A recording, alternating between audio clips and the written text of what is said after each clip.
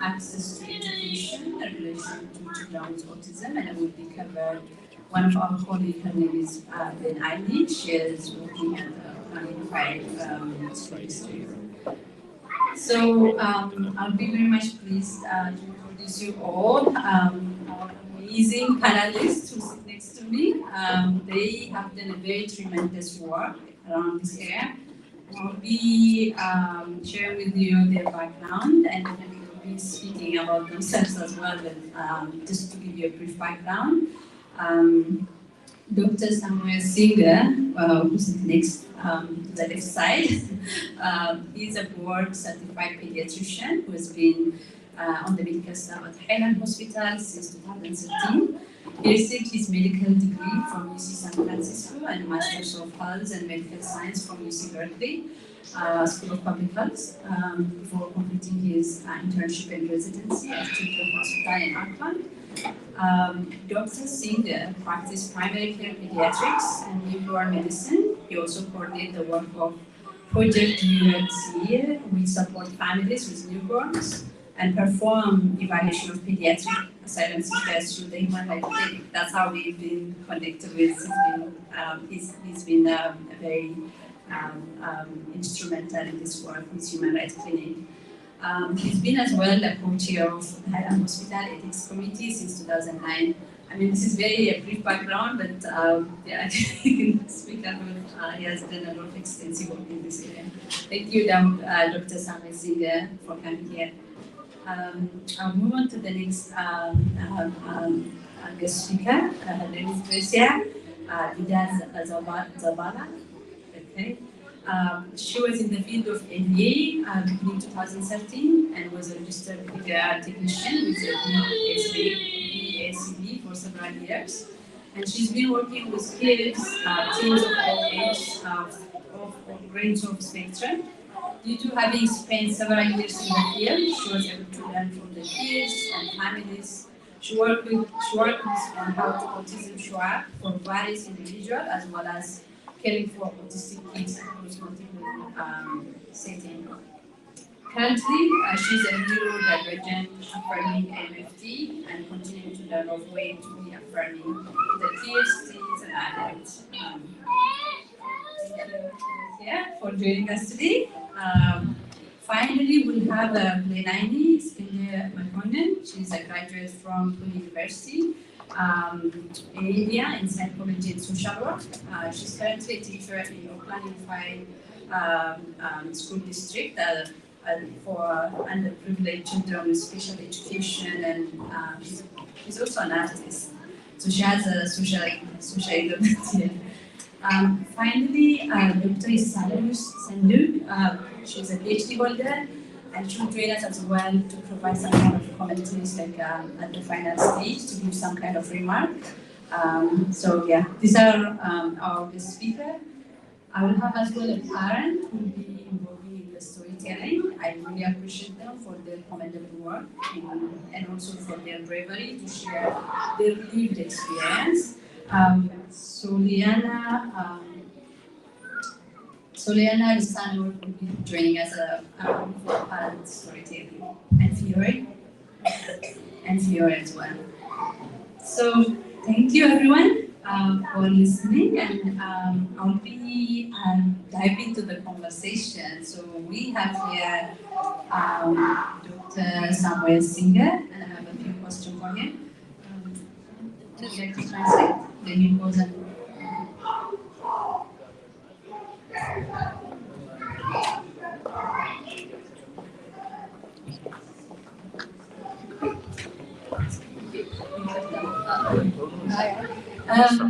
ወደ ፕሬዘንቴሽኑ ከመሄዳችን በፊት አጠር ያለች ቪዲዮ አዘጋጅተናል። ዓላማው የዚህ ግንዛቤ ማስጨበጫ ስለሆነ ህብረተሰብ ውስጥ ምን አይነት አሉታዊ አስተሳሰቦች አሉ ዙሪያ ስለሆነ ከመጀመሪያውም የፖዚቲቭ የሆነ እንትን እንዲኖረን አቲቲዩድ እንዲኖረን ብለን አጠር ያለች ቪዲዮ አዘጋጅተናል። ብዙ ጊዜ ኦቲዝም ያለባቸው እንዲሁም በአማርኛ ሲተረጎም ዘገምት ከዲሌይ ጋር ምናምን እንደሚገናኘው እና ፒውርሊ ኔጌቲቭ አቲቲዩድ ነው ኢንተርፕሬት የሚያደርገው። ከዛ በተገናኘ ይህንን አስተሳሰብ ለመቅረፍ የሚያስችለን ብዙ ችግር ዊዝኦቲዝም ዊዝኦቲዝም ትልቅ ቦታ የደረሱ ሰዎችን እዚህ ጋር የአራት ደቂቃ ቪዲዮ አዘጋጅተናል። እንደ አይስብሬከር ትሆነናለች ብለን ማለት ነው። ከዛ ገስ ፊልሞቹ በተለያየ ላይ ይናገራሉ ማለት ነው።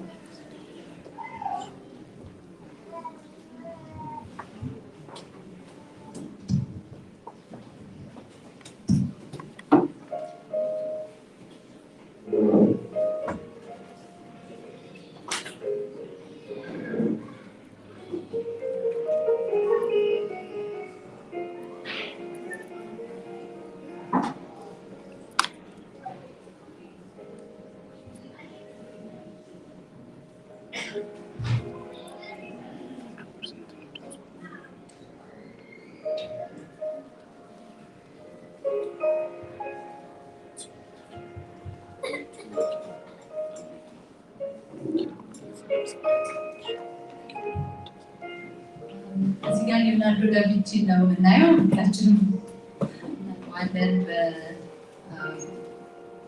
በሞናሊዛ ስዕል ኦቲዝም ጋር የሚኖር ሰው ነበረ። አንድ የኦቲዝም ስፔክትረም አፍሪካን አሜሪካን ተነስቷል። ከ4 ዓመቷ ላይ ነው ኦቲዝም እንደምትኖር የታወቀው። እንደምታዩት አትሌት እና ሻምፒየን ጎልድ ሜዳል ለአሜሪካ ያስገባች አፍሪካን አሜሪካዊ ነች ማለት ነው። አልበርት አንስታይን አልበርት አንስታይንም የኦቲዝም ስፔክትረም እንዳለበት ይገመታል። ስራዎችን ሰርቷል። ቻርልስ ዳርዊን የወስት አመጣጡ ጌት ነው በመጽሐፍ ቅዱስ ከሚለው እሱ የመጣው ቲዮሪ እንግዲህ ጀነሬሽን እየተባለ ነው ያለው እና እሱም ከኦቲዝም ጋር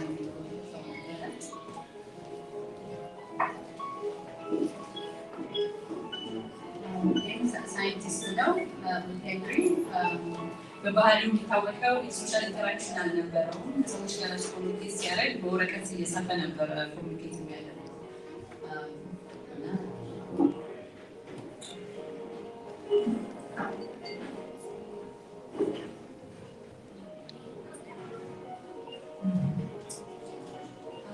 ማይክላንጀሎ አይ ቲንክ ያመጣናቸው ያው በኢትዮጵያ ካሪኩለም የሚታወቁት ሰዎች ነው። ማይክላንጀሎም እንደዚሁ ሂዝቢን ፔንተር አርክቴክት ፖኤት እሱም ኢሞሽናል ኢንሲንጌጅ የሆነ ሶሻል ኢንተራክሽን ብዙ እንዳልሆነ ይነገራልና ቢልጌት ያው የጀኔሬሽን የኛ ጀኔሬሽን ታላቁ ባለሀብት ነው። ሲናገር ካያችሁት ብዙ ጊዜ ያደርጋል። ፎከስ አድርጎ ሰዎችን እያየ ማውራት አይችልም። የኦቲዝም እንትን ስፔክትረም አለ ግን ማኔጅ ዊችስ ዶክተር ቤሮን ስሚዝ ይሄ ፕሮፌሰር ነው። እንዲሁም የሚናገረው ምናልባት ከኦቲዝም ጋር መኖሬ ለዚህ ኮንትሪቢዩት አድርጓል ብሎ ይናገራል። የኖቤል ፒስ ፕራይዝ የኖቤል አዋርድ ተሸላሚ ነው። ምንድነው የሚለው ለዚህ ሰክሰሴ ኮንትሪቢዩት ያደረገልኝ እንዲሁም ኦቲዝም ጋር መኖሬ ነው። ምክንያቱም ሰዎች በሚያዩበት መንገድ አይደለም ማየው፣ ዲፍረንት ነው ነገሮች ነው ማየው እና ከሶሻል ሶሳይቲ ኮንሰፕቹዋላይዝ ከሚያደርገው ዲፍረንት ስለማስብ ያው አውት ኦፍ ዘ ቦክስ አስቤ ብዙ ነገር ሰክሰስ ያደርጋል። በአጠቃላይ እዚህ ቪዲዮ ላይ ለማሳየት የፈለግነው ያው ታያችኋቸው ብዙዎቹ ነጮች ናቸው። ምክንያቱም የሚያቀርቡ ብዙ ሰዎች ሊኖሩ ይችላሉ ሰክሰስፉል የሆኑ ከኦቲዝም ጋር የሚኖሩ ግን ዶክመንቴሽን እጥረት አለና አስዩም ማድረግ አልፈለግንም። ብዙ ሰዎች እንደዚህ ነበሩ ይባላል፣ ግን ዶክመንት ሊሆን ነገር ስለሌለ ማቅረብ አልፈለግንም። ለዛ ነው የኢግኖራንስ አይደለም፣ ግን ያመጣናቸው እነዚህ ሞዴሎች ብዙዎቹ በኢትዮጵያ ኤጁኬሽን ካሪኩለም ስናደንቃቸው ስንዘግባቸው የነበሩ ሰዎች ናቸው። ሌላው እንድናቅ የፈለግነው ብዙ ጊዜ ስናስብ አይችሉም ከኢንኬፓቢሊቲ ጋር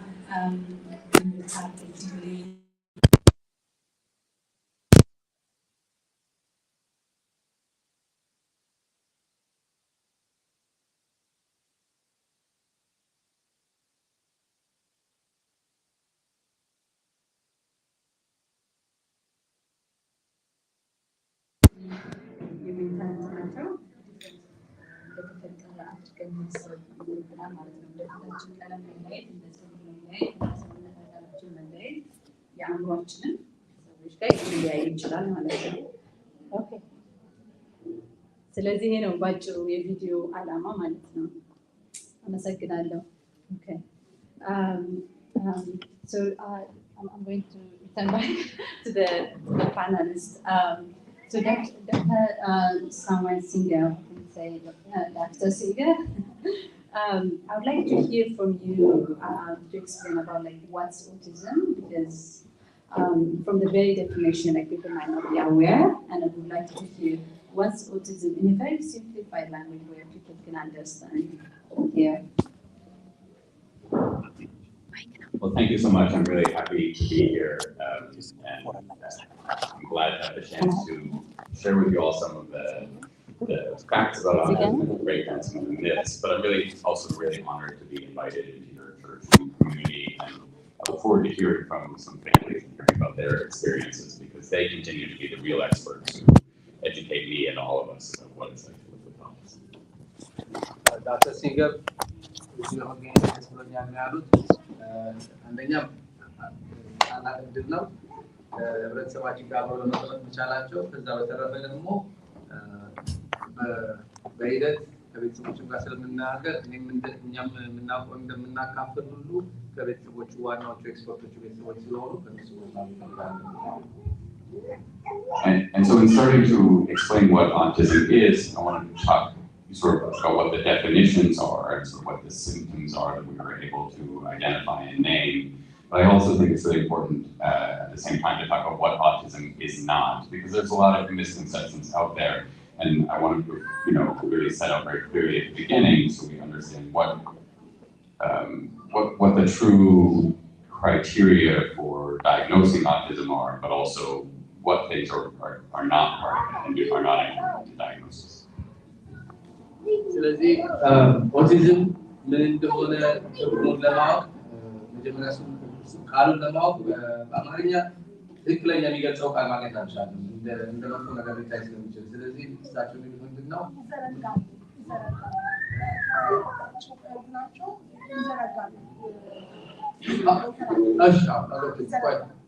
እና ከዛ ኃይል ሆነና ከዛ ደግሞ ይዘረጋል ይሰማሉ ከዛ ደግሞ ይጠፋል። ጥያቄና መልስ ሲኖር በደንብ እሳቸው ያሉትን ለማሳለፍ አይ ቃሉ ኦቲዝም የሚባለው ቃል በአማርኛ ትክክለኛ ትርጉም በቂ ትርጉም አላገኘለትም ማለት ነው። እሳቸው So the first thing to say when we talk about autism is we often talk about autism spectrum disorder, and what that means is that there's no one picture of autism. There's no one version or one idea of what autism is.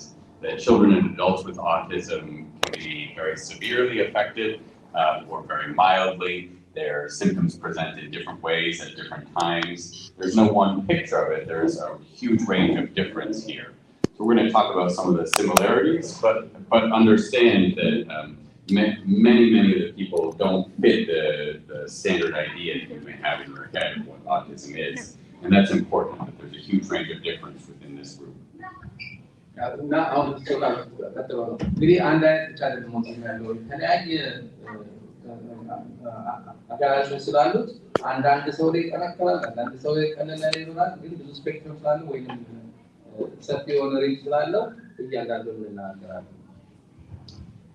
And the next thing to say, just by way of background, is that autism is very common. So today, 1 in 44 children are diagnosed with autism. That's more than 2% of children. That's very common. That number seems to be increasing for reasons we don't understand, but the point here is to say that this is something that all of us will be affected by at some point, a friend or a relative. It's all around us, and it's part of our world. It's extremely common. እንግዲህ ከምናስበው የበለጠ ኦቲዝም የተለመደ ነገር ነው። ለምሳሌ በአሁኑ ሰዓት ከ44 ልጆች አንድ ኦቲዝም አለባቸው። ያ ማለት 2% ከአጠቃላይ የትውልዱ 2% ይኖረዋል። ከዛ ደግሞ እየጨመረ ነው የመጣው። ምክንያቱም በማናውቀው ሁኔታ እየጨመረ ነው ፐርሰንቴጁ የመጣው።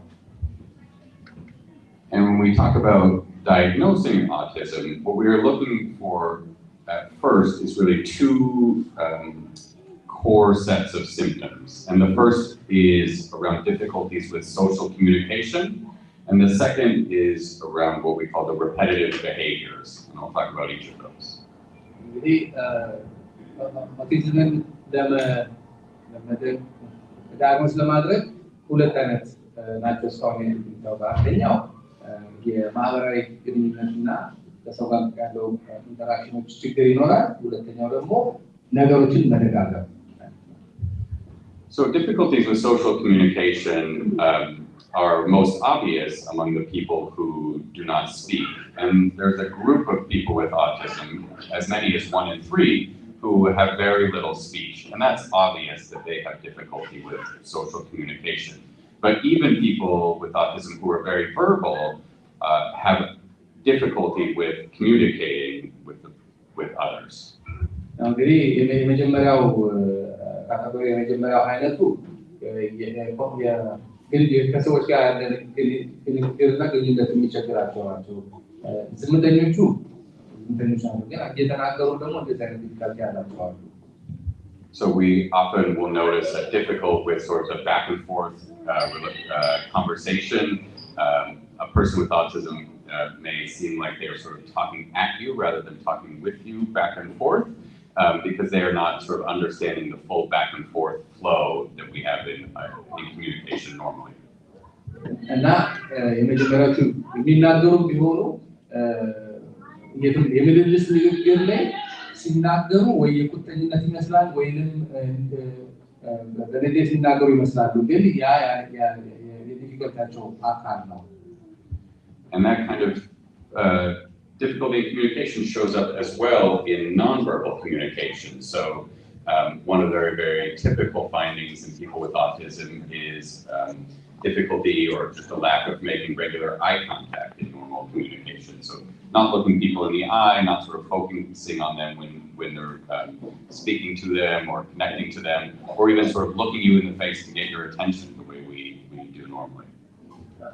ሌላ አይነት ደግሞ ቢናገሩ ለምሳሌ አይን ላይ እየተያዩ መነጋገር ማይችሉ እነሱኛው ማለት ሁለተኛው አይን ላይ ተብሎ መነጋገር ምናልባት ከኛ ባህል ጋር ትንሽ ሊገባ ይችላል። ከኛ ባህል ማለት አይን ማውጣት ሊሆን ይችላል፣ ግን በእነሱ ዳግመስ አይን ላይ ናቸው ኮንቨርሴሽን መቀጠል ይከብዳቸዋል። Another similar example to that would be difficulty understanding our body language. So much of what we communicate is not just in our words, but is in the way we stand, the way we use our hands, the way we nod our head. And people with autism have a hard time understanding many of those non-verbal cues. They may stand too close to you or too far away, because those are not cues that come as naturally as natural to their understanding. ሌላ አይነት ደግሞ በቃላት ብቻ የሚነገሩ ሳይሆን ወይ በእጃቸው ወይ በአቋቋማቸው በአስተያየታቸው በትከሻም ባይሆን በጭንቅላታቸው ሊሆን ይችላል፣ ግን በቃል ሳይሆን የሚያሳዩት ጀስቸር ወይም አቋማቸው የተለመደው ላይሆን ይችላል። And the third area that we see difficulties with social communication is in the difficulty in developing relationships. So many people with autism just are less interested in other people. They may prefer to be alone. Children want to play by themselves. Adults prefer sort of solitary hobbies and activities. እንግዲህ ሶስተኛው አይነት ደግሞ ከሰው ጋር መገናኘት የማይወዱ ብቻቸውን መሆን የሚፈልጉ ልጆች ለምሳሌ ህጻናት ብቻቸውን መጫወት የሚፈልጉ ህጻናት አሉ። ሰዎች እድሜያቸውን ተለቅ ያሉ ቢሆኑ ብቻቸውን መሆን የሚያበዙና የሚመርጡ እሱኛው ሌላው ምልክት ሊሆን ይችላል። But I think it's important to say here that many people with autism would like to have more friends and would like to have relationships, would like to have a romantic relationship with a boyfriend or a girlfriend. But because of their difficulties in communicating and understanding, verbal and nonverbal communication, they may find it difficult to make friends. ያ ማለት ከሰው ጋር መሆን ወይ ወዳጅ መፍጠር ወይ ጓደኝነት አይፈልጉም ማለት አይደለም። በአጋጣሚ ሆኖ ያን ነገር ስለማይችሉ ነው ብቻቸው የሚሆኑት እንጂ እንደሌላው ሰው ጓደኛም ፍቅረኛም ቤተሰብ እንዲኖራቸው ይፈልጋሉ። And the second of the core group of symptoms of autism fall under the sort of heading of repetitive behaviors. And this is a very broad range with a lot of diversity in the different kinds of repetitive behaviors that people may demonstrate. እንግዲህ ሁለተኛው ክፍል ደግሞ ሁለተኛው አይነት ደግሞ ነገሮችን የሚደጋገሙ ቃላት የሚደጋገሙ አይነት ሰዎች አሉ። እሱኛው ደግሞ የሁለተኛው አይነት ነው። So the one group of examples is activities that are sort of repetitive that don't seem to have a lot of other social meaning. So for example, flapping the hands or spinning around in circles. One common one is that little kids who have their toy cars, instead of driving the cars around in a typical way, they're very interested in lining the cars up in a line rather than sort of playing them with them in an imaginary way. እንግዲህ እነዚህ አሁን የጀመሯቸው እያሰልጡ ያሉት ለምሳሌ ነገሮች መደጋገም ወይም አንዳንድ ነገሮች ወይ በእጃቸው ደጋግሞ የሚሉት ነገር ይኖራል ወይ የሚመላለሱት ነገር ይኖራል። ለምሳሌ መጫወቻ ካላቸው ህፃናቶቹ የመኪናውን የመጫወቻው መኪና እንደሌላው ህፃን ዙሪያው ከመጣ ዝም ብለው ደርድረው አንድ መስመር ላይ ያስቀምጡ ይኖራሉ። People with autism may feel a real need for sameness or routines and be not very flexible about sort of changes to their routine. So they have a pattern that they go through every day, and when something throws that off, they may have a very hard time with it. When they're doing one activity and they're asked to change to the next, they may have a difficult time transitioning to the next activity. Autism ያላቸው ልጆች ሰዎች የለመዱትን ግብር መቀየር አሁን ለምሳሌ ጧጧ ተነስተው ያሉት ነገር ካለ ይሄን በዚህ በሌላ በኩል አርግ ሲባሉ በቀላሉ አይቀበሉትም። እሱኛውም ሌላው The next area under this heading is for restricted or fixed interests. And this is people who really get really deep into sort of one idea or one subject. And you can think of some of the common ones are people who are just completely obsessed by trains. And of course, my son, when he was 2 or 3 years old, loved trains too. But a person with autism might continue that same obsession with trains for their whole life and be completely devoted to learning everything about trains. That's just one common example. So ይሄኛው አንድ ነገር ላይ ከሚገባው በላይ ወጥቶ በአንድ ኢንትረስቱ በአንድ ነገር ሆኖ የሚቆይ ለምሳሌ እሳቸው ያሉት ልጄ ባቡር ይወድ ነበር የትሬን ጨዋታ ነበር ግን አንዳንድ ጊዜ የዛ ባቡሩ ፍቅር የሆነ እድሜ ላይ የሚቆም ሳይሆን የበለጠ ማወቅ እሱን ብቻ ማወቅና እሱ ላይ መቆየት አይነት አስተሳሰብ አንዱ ሊሆን ይችላል።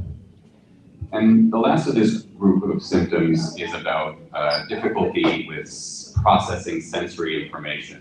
And that may be include people who are very sensitive to sensations coming from the outside, for example, having a very difficult time managing loud noises and get unusually upset by loud noises. ለመጨረሻው ደግሞ ስሜታዊ መሆን ማለት ለምሳሌ ወይ ከፍተኛ ድምፅ ጮክ ያለ ድምፅ ሲኖር እንዲረበሹ እና በጣም ሴንሲቲቭ የሚሆኑ ልጆች ማለት ነው። We see others examples of this too. For example, children who only want to eat soft foods, and if the food is a little bit crunchy, they have a really hard time managing it because they can't deal with the crunchiness. ሌላው ደግሞ ለምሳሌ ለስላሳ ምግብ መብላት ይወዱና ወይም ዳቦ ወይ ቡጥም ብቻ የሚበሉ እና ደረቅ ሲል የማይነኩት ትንሽ የተነካባቸው መንካት አይፈልጉ አይነት። And the opposite to this can also be seen in autism. It's a little bit less common, but for example, some people with autism seem sort of insensitive to pain. They step on something hot or sharp and don't seem to notice it. And this can be really dangerous sometimes. They can be injured and not understand the severity of their injury. ወይንም እንደሚያመሳቸው ስሜታዊነት ተቃራኒ ሊሆን ይችላል። ለምሳሌ አንዳንድ ልጆች ህመም ወይም ነገር ሊወጋቸው እንዲህ ያቃጥላቸው ዝም ብለው የሚችሉት እና ሪያክት ማድረግ ይችላል። But these things that I mentioned now are really what we would call the core symptoms of autism, the things that are sort of necessary to make a diagnosis. The difficulty with communication and then that group of repetitive behaviors. እንግዲህ እስካሁን የጠቀሷቸው ዋና መሰረታዊ የኦቲዝም ምልክት ወይም ዳያግኖስ ማድረጊያ ናቸው ማለት ነው። But there are a lot of what we would call associated symptoms, which of course not everybody has, and some people may have none of these, but they do tend to be much more common among people with autism. And I think it's worth mentioning because they play a big role in the difficulties that people have sort of navigating our world, and also a lot of the challenges in taking care of children and adults with autism because of these symptoms. እንግዲህ እስካሁን ያሉት ኮር ብለን ዋና ያልናቸው ግን ተመጋጋቢ ተዛማጅ የሆኑ ደግሞ አነስተኞች ምልክት ያላቸው ደግሞ አሉ እና አነስተኛና እንደዛ እንደመጀመሪያው ከባድ ያልሆነው ቢሆን ማየትና መገንዘብና መገምገም ያስፈልጋል። So these include things like difficulty with sleep, not having a normal sleep schedule or having a lot of difficulty falling asleep. ለምሳሌ እንቅልፍ በስነ ስርዓት እንቅልፍ የማይዛቸው ልጆች እንቅልፍ ማውሰድ ሊሆን ይችላል ወይም የተወሰነ ኖርማል የሚባለው እንቅልፍ መከተል ማይችሉ ሰዎች ሊሆን ይችላሉ። Especially with younger children with autism, families may struggle with feeding. I see, for example, kids in my clinic who I take care of, both who eat too much and who eat too little. And this is, as you can imagine, is a real struggle for their parents. ሌላው ደግሞ ለምሳሌ በእድሜያቸው አነስተኛ በሆኑ ልጆች የአመጋገብ ሁኔታቸው ወይም መብላት አይፈልጉም ወይም ከአቅም በላይ ይበላሉ እና ወላጆች በዚህ ሊቸገሩ ይችላሉ። Stomach and digestive problems are quite common in people with autism. This includes everything from regular stomach pains and digestive difficulties to constipation. So የሆድ ቁርጠት የሆድ ነክ የሆኑ ህመሞች ሁሉም አይነት ከዚህ ተጠቃሚ ሊያዝ ይችላሉ ከአመጋገብ ጋር ተያይዞ Especially in younger people with autism, wandering away can be an issue. They may be supervised in one setting, whether it's a church or school, and then sort of lose focus and wander off, and this can be quite dangerous, of course. ሌላው ደግሞ በወጣት እድሜ በዝቅተኛ እድሜ ያሉ ልጆች ወይም ዝም ብለው ራስ ከሚጠበቅባቸው ቦታ ለቀው ሊሄዱ ይችላሉ። አንድ ቦታ ፎከስ ብለው መቀመጥ ላይችሉ ይችላሉ። People with autism are more likely to have problems with attention and focus and hyperactivity, and they are more likely to have seizures as well. ሌላው ደግሞ ኮንሰንትሬት ማድረግ ነው ፎከስ ማድረግ ላይችሉ ይችላሉ ወይም ከተለመደው በላይ ደግሞ በጣም አክቲቪቲ እንቅስቃሴ ማድረግ ላይወዱ ይችላሉ። So I've just listed dozens of symptoms now, but I've told you that not everyone with autism has all of these symptoms. And in fact, some people with autism may have very few. And so one of the questions we always get asked in the office is, how severe is my child's autism? እስካሁን የተጠቀሱት ምልክቶች በሙሉ ሁሉም አንድ ሰው ላይ ላይኖሩ ይችላሉ። ኦኬ አንዳንድ ሰው ትንሽ ይኖራል፣ አንድ ሰው ብዙ ይኖራል። መቼ ነው ይሄንን ኦቲዝም ነው ብለን መመርመር የምንጀምረው ብሎ መጠየቅ አለብን። And the answer to that is that we don't diagnose the severity of autism by counting up the number of symptoms. That's really not what matters when we discuss severity. ስለዚህ ምን ያህል ወይ አደገኛ እንደሆነ ከባድ እንደሆነ እና እንዳልሆነ ለማወቅ የምልክቶቹ መብዛት አይደለም ዋናው። የምልክቶቹ አንዱ አነስተኛ ሊሆን ይችላል፣ ግን የምልክቶቹ ቁጥር መብዛት አይደለም ወሳኙ።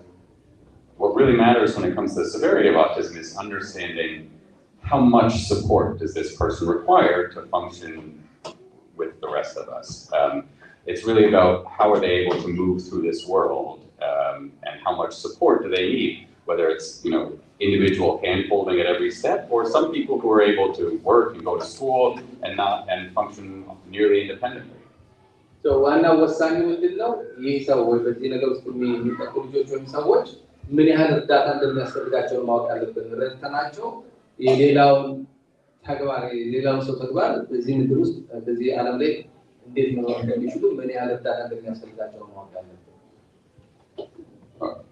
I've said a lot now about what autism is, and I think it's important now just to take a moment before I pass the microphone back to talk about what autism is not.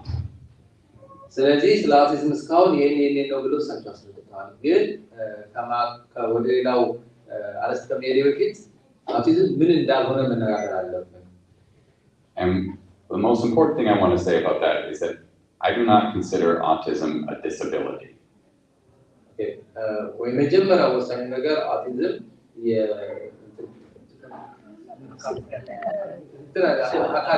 አካል ጉዳተኝነት አይደለም። የአካል ጉዳተኝነት አይደለም። Autism is a different way of relating to the world, a different way of relating socially to other people, but it is a legitimate way. It is a difference, but it is not a disability. So autism, ስንኩልነት ሳይሆን በተለየ መንገድ ከዓለም ጋር ግንኙነት ማለት ነው። የተለየ ነው እንጂ ህመም አይደለም። የተለየ ነው እንጂ በሽታ አይደለም።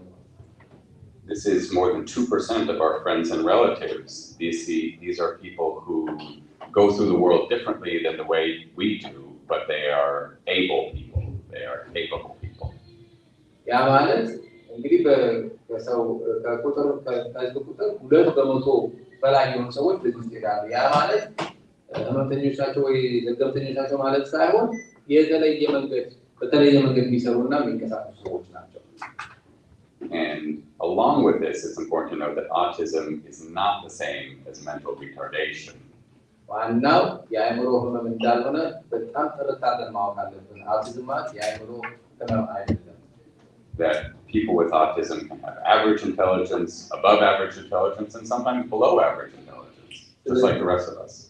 So autism ያላቸው I think it was mentioned in the video ላይ እንዳየነው autism ያላቸው ሰዎች እስከመጨረሻው በጣም ኃይለኛ ትልቅ ደረጃ የሚደርስ አእምሮ ያላቸው ሊሆኑ ይችላሉ፣ ኖርማል ሊሆኑ ይችላሉ፣ ደግሞ ከሌላው ደግሞ ያነሰ ሊሆኑ ይችላሉ።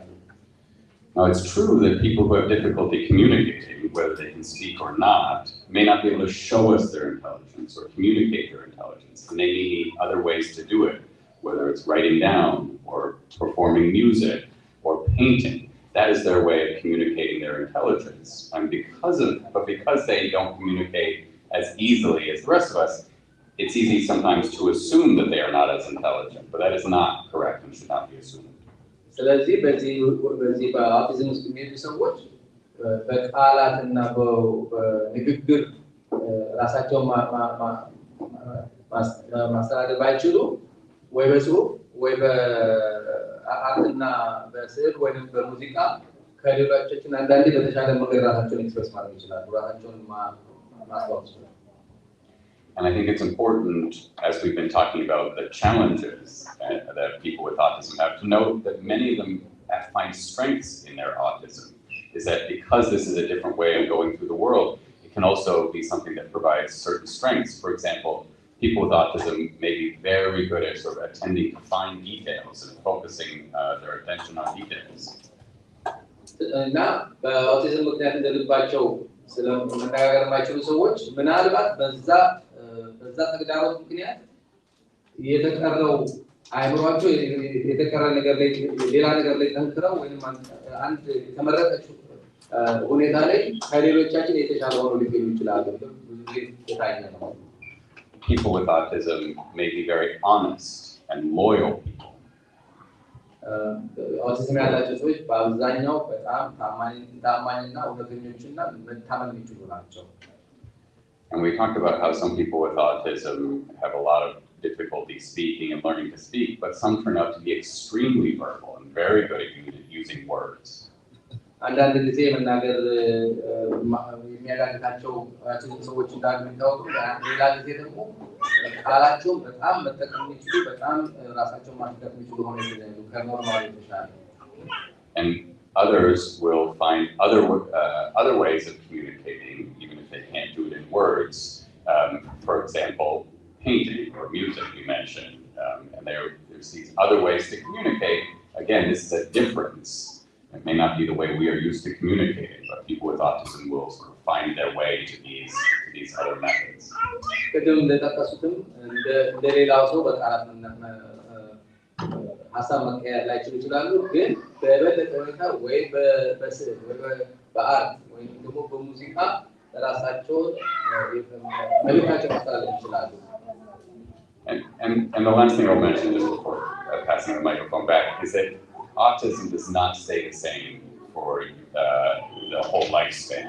is that the way a person with autism behaves when he is 2 or 3 really can change, and it changes with education, with therapies, with getting more and more practice of working through the world.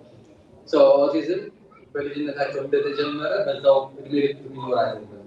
ይቀየራል ማለት ጥሩ አይነት የሚገባቸውን አይነት ትምህርት ካገኙ የሚገባቸውን አይነት እርዳታ ካገኙ እና ከእድሜም ጋር እየተሻሻለ እየተቀየረ ይመጣል። አንድ ነገር አይደለም ማለት ሁሉ አይደለም። And Gracie is going to speak to us more about what the therapy for autism looks like, but I think this is so important to hold on to, that with therapy and training and support, that people with autism begin to have an easier and easier time in the world. So it is not something that looks the same at every age, at every time, in every setting. Autism is not one thing; it's many different things, and that changes over time. So autism አንድ ነገር አይደለም፣ አንድ አይነት ነገር አይደለም። በተሳቸው የተሻለ ይቀጥሉበታል፣ ግን ከእድሜ ጋር የተሻሻለ ይመጣል። Thank you, Dr. Singer, for really covering it more in a very comprehensive manner. So thank you so much. There were like few things that were like I really would like to have more clarity. One is like, is it really like there are misconceptions around autism. People believe that that's hereditary. It comes from generation to generation, and is that the case? Is it hereditary, and is it something that we can prevent it as well? This is a great question, and it has a very complicated answer. የጠየቀቻቸው ይሄ በዘር የሚተላለፍ ነገር ነው ወይ እና እሱ ማስተባበያ And if you would ask this question even just a few years ago, what is the cause of autism? The answer would be, we don't know. And today the answer is, we are beginning to know.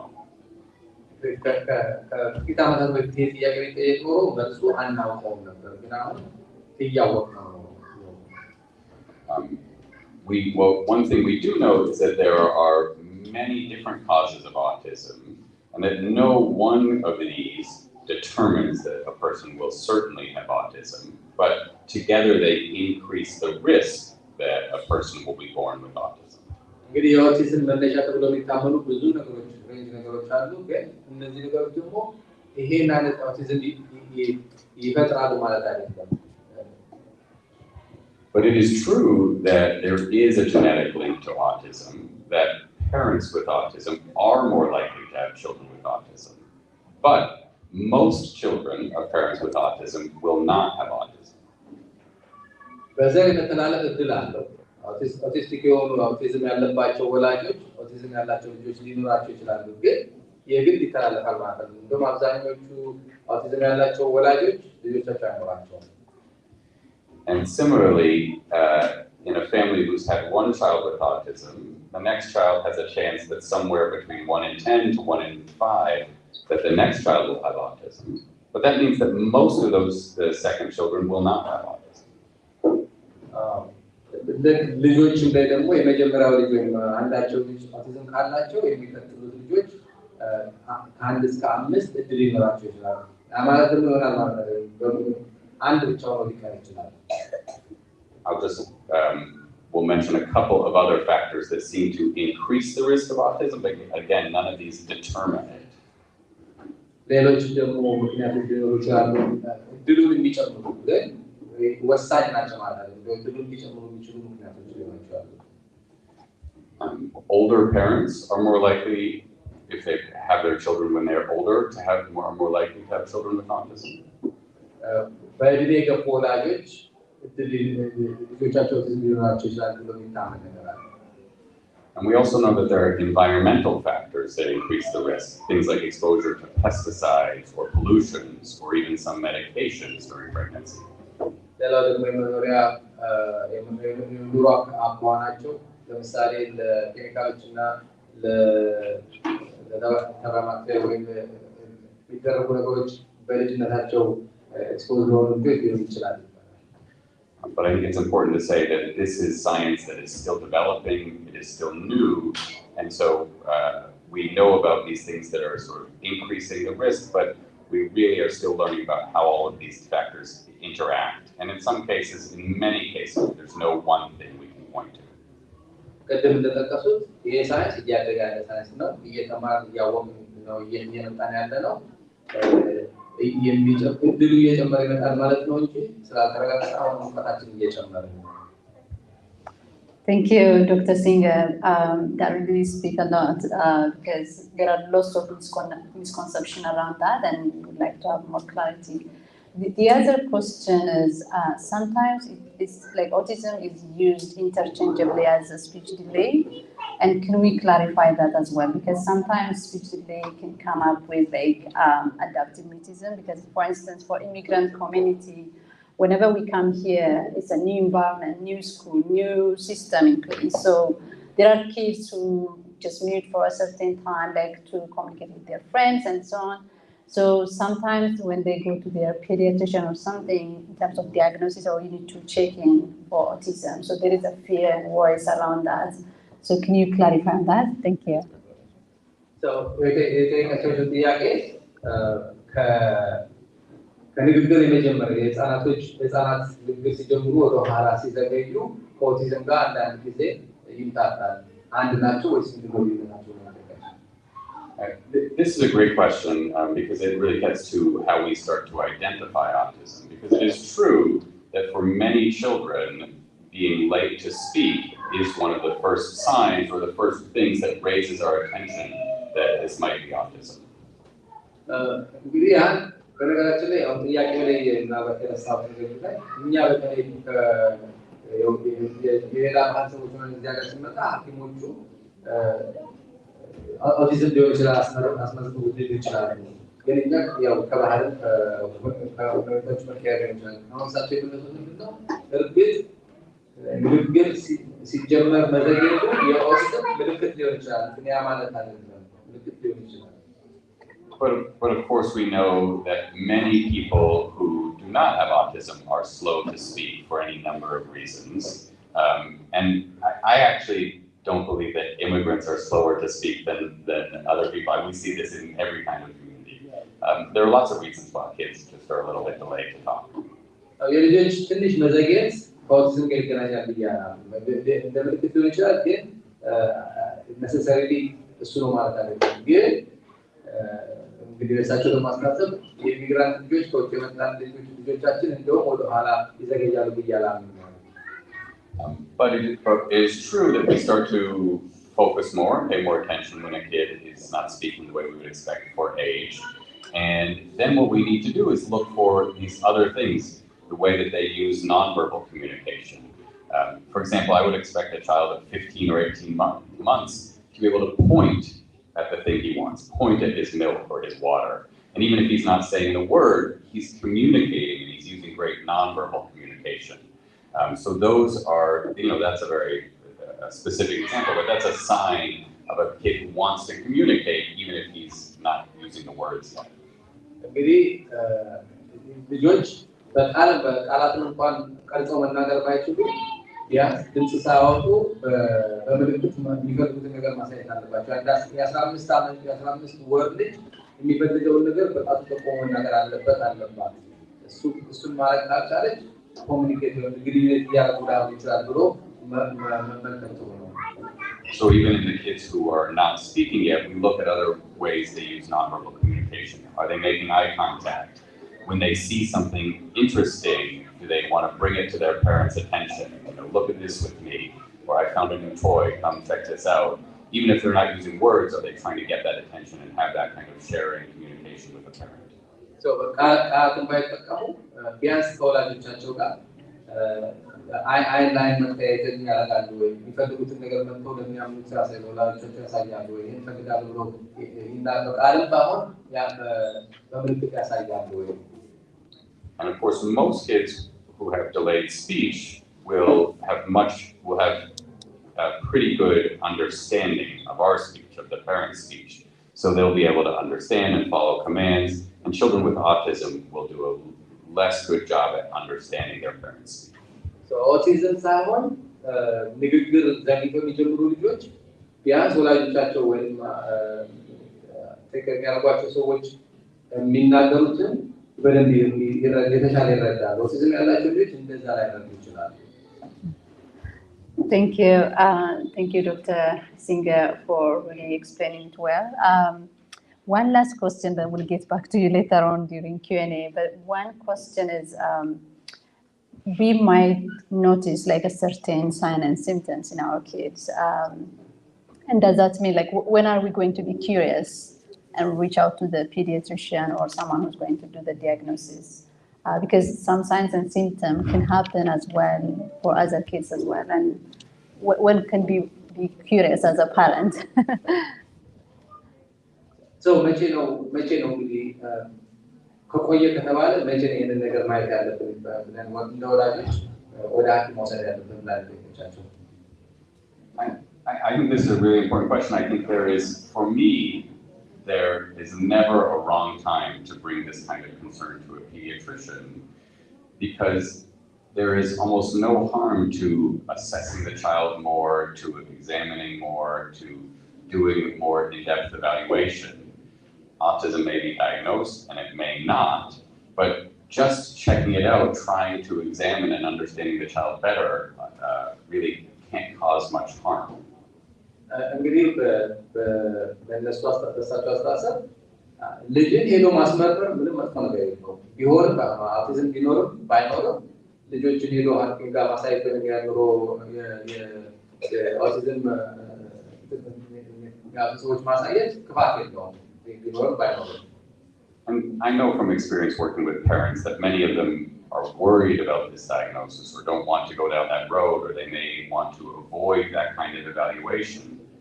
But in the end, making the diagnosis and starting to get services and therapy is what can really help the child to improve and make things easier for a family.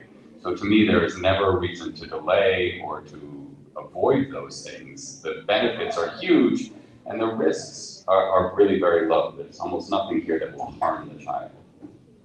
መቼም በተፈጥሮ ሁላችን እንደ ወላጆች ይሄን ነገር አለ ብሎ ማሰብም ደስ ላይል ይችላል። የምንፈልገው ነገር አይደለም። ግን በማንኛውም መንገድ ሐኪም ጋር መሄድ አንደኛ ካለ ዳታ በጊዜ ነው የሚገኝበት ምክንያት ሊሆን ይችላል። ዳታ የሚገኝበት ቴራፒ የሚጀመርበትን ያቀል ይሆናል። ስለዚህ አሁንም ሬኮመንድ የሚያደርጉት ቀድሞ መሄድ ነው። Thank you so much, Dr. Samuel Singer, for really bringing all this piece, and it really tells a lot, and I hope this can be a foundation for the follow-up conversation. I really appreciate for your time as well, but we'll have a Q&A time, so yeah, I'd like you to say. There were I would like to share as well, if there are any participants who would like to share one or two outstanding questions. I mean, later on we'll have a time for Q&A, but yeah, ጥያቄ ካላችሁ አንድ ሁለት ጥያቄዎች outstanding የሆነ እሺ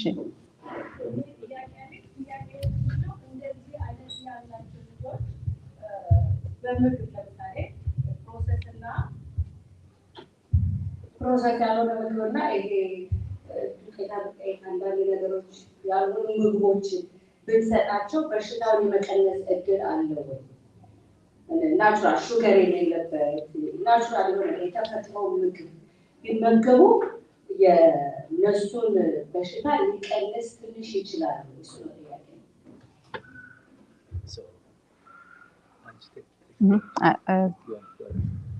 ጥያቄ ትራንስሌት አድርገን sorry So for this kind of situational cases with children with this kind of autism, what we feed them, food, processed food versus natural food, does it make any difference? So there's no scientific evidence that a different diet is really going to change any of the core symptoms of autism. And so changing what the child eats is probably not going to make a big difference. especially to the main symptoms of difficulties in communication and their repetitive behaviors. So on the question, she said, kids with this kind of sickness. So I just want to make sure that this is not a sickness. If you want me to go ahead and Yeah, thank you. So, በሽታ ብለው አድሬስ ስላደረጉት ይሄ ነገር በሽታ አይደለም። በቃ በተለየ አይነት አኗኗር ማስተዋሰብ ነው እንጂ በሽታ እንዳልሆነ ለማስታወስ ነው እንደ በሽታ ነው። I will say though that one of the associated symptoms with autism, as I mentioned, is sometimes difficulties with digestion. And so changes in diet may improve those symptoms, whether it's difficulties with constipation or other kinds of digestive problems, belly pain. But there's no science that will show that there's changes to those core symptoms, maybe just sort of the symptoms restricted to the gut. ቅድም ሲያስረዱን የአንደኛው አይነት ምልክት የሆድ ችግር ፕሮሰስ የማድረግ ዳይጀስሽን ሊሆን ይችላል። ለእሱኛው ለአውቲዝሙ ሳይሆን ለእሱኛው ሊረዳ ይችላል የተሻለ ነገር የተሻለ ዳይት ማድረግ እንጂ ከአውቲዝሙ ጋር አይደለም። Thank you so much. I appreciate Dr. Singer for your comprehensive explanation and as well addressing this question. Shall I move on to the next guest speaker? Then we'll have a Q&A time. Thank you, Gracia, for joining us today. My question for you as a therapist, you've been working on this area like for a longer time and now you're moving to the MFD. One question is like, what are really like the support that's needed for children with autism and as well as parent and caregiver? Because I couldn't assume the parent caregiver is separate from the children with autism. It's so inseparable, like the care and support is there. So what are like the support that's needed for children with autism and as well as parent and caregiver? Do you want to translate the question? So, and care and support the children with autism and the parent caregiver. So, ጥያቄው ኦቲዝም ላላቸው ልጆች ኦቲዝም ለሚያስተናግዱ ወላጆች ምን አይነት እርዳታ ምን አይነት ሰፖርት ነው የሚያስፈልገው? Hi everyone, I'm really nervous. I'm sorry. I am used to being around kids more than adults, which is why I'm nervous. That's who I mostly work with, and I also have ADHD, so I'm kind of all over the place. I apologize. Something that I've seen that works really well, or that has worked really well, is like pictures. So having pictures and different ways, like Dr. Singer was saying, different ways to communicate. So allowing them to do that and allowing parents to communicate in the same way or use pictures along with like their words. And that's called PECS, and you have to be trained on that, but it works in that way. So you have the picture of the item, and then you say what the item is called, and that's how you teach kids to communicate with you back and forth. So, I'm thinking ልጆቹን አውቲዝም ያላቸው ልጆች ለማለማመድ የፒክቸር ወይም ፎቶግራፍ እና ስዕል ያለበት የአንድ ነገር ፎቶ ይኖራል ወይም ስዕል ይኖራል። እሱ ስዕል ይዞ ቃሉን እየደገሙ በፒክቸር ማስተማር በልጆች ስዕል ማስተማር። There's also music. So like Dr. Singer was saying, there's also music, there's paint, there's lots of different ways that parents and autistic kids can communicate with one another.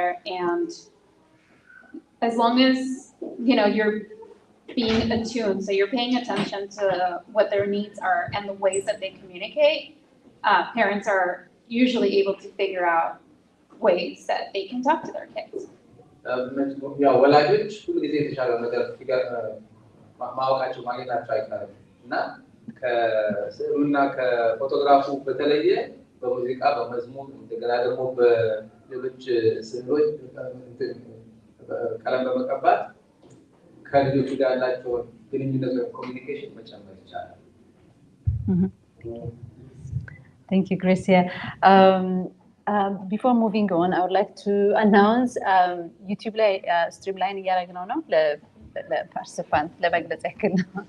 እሺ the next question, before moving on to the next question, you mentioned in your brief bio that you've changed your profession from ABA therapist to now MFT, and you have a reason for that. Because you've mentioned about the harm around ABA. So can you briefly share with us why? Yeah. Mm-hmm. So I was a registered behavior technician for over 5 years, and in the field of ABA. And as I started graduate school, I was more involved with the adult community of folks that are autistic. And listening to their experience made me reflect a lot on what ABA is and potential harms that come from it. So, ABA, professional training,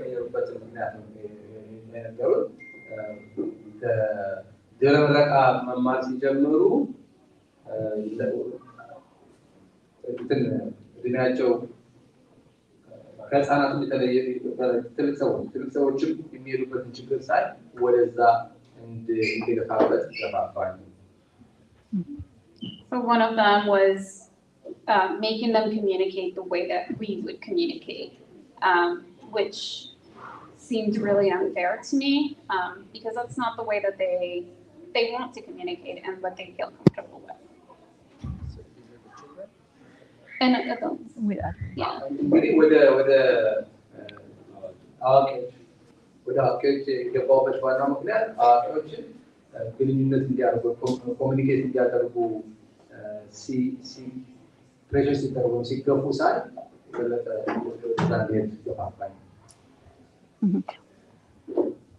What part of the harm that you see from the ABA therapy? What are the specific harms that you encounter or you see in this field of studies? Yeah. So one of the methodologies of ABA is to ignore unwanted behavior, and oftentimes for children they will cry a lot when they're being ignored. And when I met adults that had happened to, they spoke of how harmful it was and how much trauma that happened to them because of that. እንግዲህ ሌሎቻችሁ የገባቸው እኔ ያልገባቸው አላውቅም። እኔ ኤቢኤን እንደሆነ አላውቅም እየጠየኳቸውን አፕላይ ቢሄቪየራል አናሊሲስ ነው እናንተ ፕሮፌሽናል ስለሆናችሁ ሊገባችሁ በልጆቹ ላይ ማየውን ልጆቹ የሚሄዱበትን ማየውን በአዋቂዎች ላይ ሳየው ምን ያህል ስራ እንደሚያስፈልገው ገባኝ ነው። ብዙ ጊዜ አንዳንድ ሳይኖች ኢግኖር እንዲደረጉ ይደረጋል በዚህ በቴራፒው ማለት ነው። እና ያንን ግን በአዋቂዎች ላይ ከአዋቂ ኦቲዝም ጋር የሚኖሩ ልጆች ጋር ላይ ኮንቨርሴሽን ከነሱ ጋር ስታደርግ ያየችው ነገር እንዴት እነዛ አይነት አገላለጾች ፊሊንጎች ኢሞሽን እንዴት ዲስሪጋርድ ይደረጋሉ ሞር እንደውም ትራውማቲክ ነው የሆነው ላይክ አት ሌተር ስቴጅ አደልቱ ነው ሲያዩት ጥሩ አይነት እንትን አልነበረም አፕሮቹም ሞዳሊቲው ምክንያቱም አንዳንድ ፊሊንጎች ዲስሪጋርድ ይደረጋሉ ለትሪትመንቱ ሲባል ማለት ነው እና ያ ነው የሷ ስትሮንግ እንትኗ ማለት ነው የቀየረችበትን ፊል ነው ይሄ ትክክለኛ መንገድ አይደለም ምክንያቱም አንዳንድ ፊሊንጎች ሆን ተብለው በዚህ በቴራፒ ውስጥ ኢግኖር የሚደረጉ አሉና እንደዛ መሆን የለበትም ብላ ነው የምታምነው ለዛም ነው ፊልድ የቀየረችበት ሪዝን ማለት ነው And ABA is beginning to change in that way. So they are starting to really take input from families and parents and autistic adults and ways that they can change a lot of these interventions. አሁን ግን ብዙ ዲቨሎፕመንቶች አሉ ዶክተር ሳሙኤል ሲንገርም እንደገለጸው በዚህ ጥናት ፕሮግረስ እያደረገ ነው ያው ድሮ የነበረው አስተሳሰብ አሁን የለም እና በቴራፒውም ዙሪያ አሁን ሞር ፓረንት ኤንድ ኬር ጊቨር ኢንቮልቭ እያደረጉ አደልት ሊቭ ዊዝ ኦቲዝም እነሱንም ኮንሰልት እያደረጉ ሞር ኮምፕሬሄንሲቭ እያደረጉት ነው ለውጦች አሉ ግን ፕሪቪየስሊ በነበራት እሷ ግን she has still የተለያዩ ሊሚቴሽኖች አይታለች። ላይክ በቴራፒው ዙሪያ ጉድለቶች ነበሩ። እነዛ ጉድለቶች ግን አሁን እሷም ከፊልዱ ብትወጣም ግን ስቲል ፕሮግረስ እያደረገ ነው። እስፔሻሊ የፓረንት ኤንድ ኬር ጊቨር ኢንቮልቭመንት። እኔ አሁን እዚህ ስራ ላይ ፓረንት ኤንድ ኬር ጊቨር ለብቻ ለይቶ ማየት አያስችልም። ምክንያቱም በዚሁ ዙሪያ ውስጥ እናቶች አባት ነው እዛ ውስጥ ኢንቮልቭ የሚያደርገው ኬር ጊቨር ናቸው ሞር ኢንቮልቭ የሚያደርጉት እና ለይተን ማየት አይገባንም። በቴራፒው ግን ብዙ ጊዜ ዳይሬክት ሪሲፒያንት ልጆች ናቸው። ልጆች ላይ ነው ትኩረቱ የሚሰጠው። በዚህ ሰፖርት ዙሪያ ደግሞ ፓረንት ኬር ጊቨር ለይተን የምናይበት እንትን አቅጣጫ አይደለም እና እሱን ነው አንድ እንደ ጉድለት ብላ ያየችው። ሌላው ደግሞ ልክ ትልቅ ሰው ሆነው ደግሞ የሚያያቸው ነገሮች አሉ።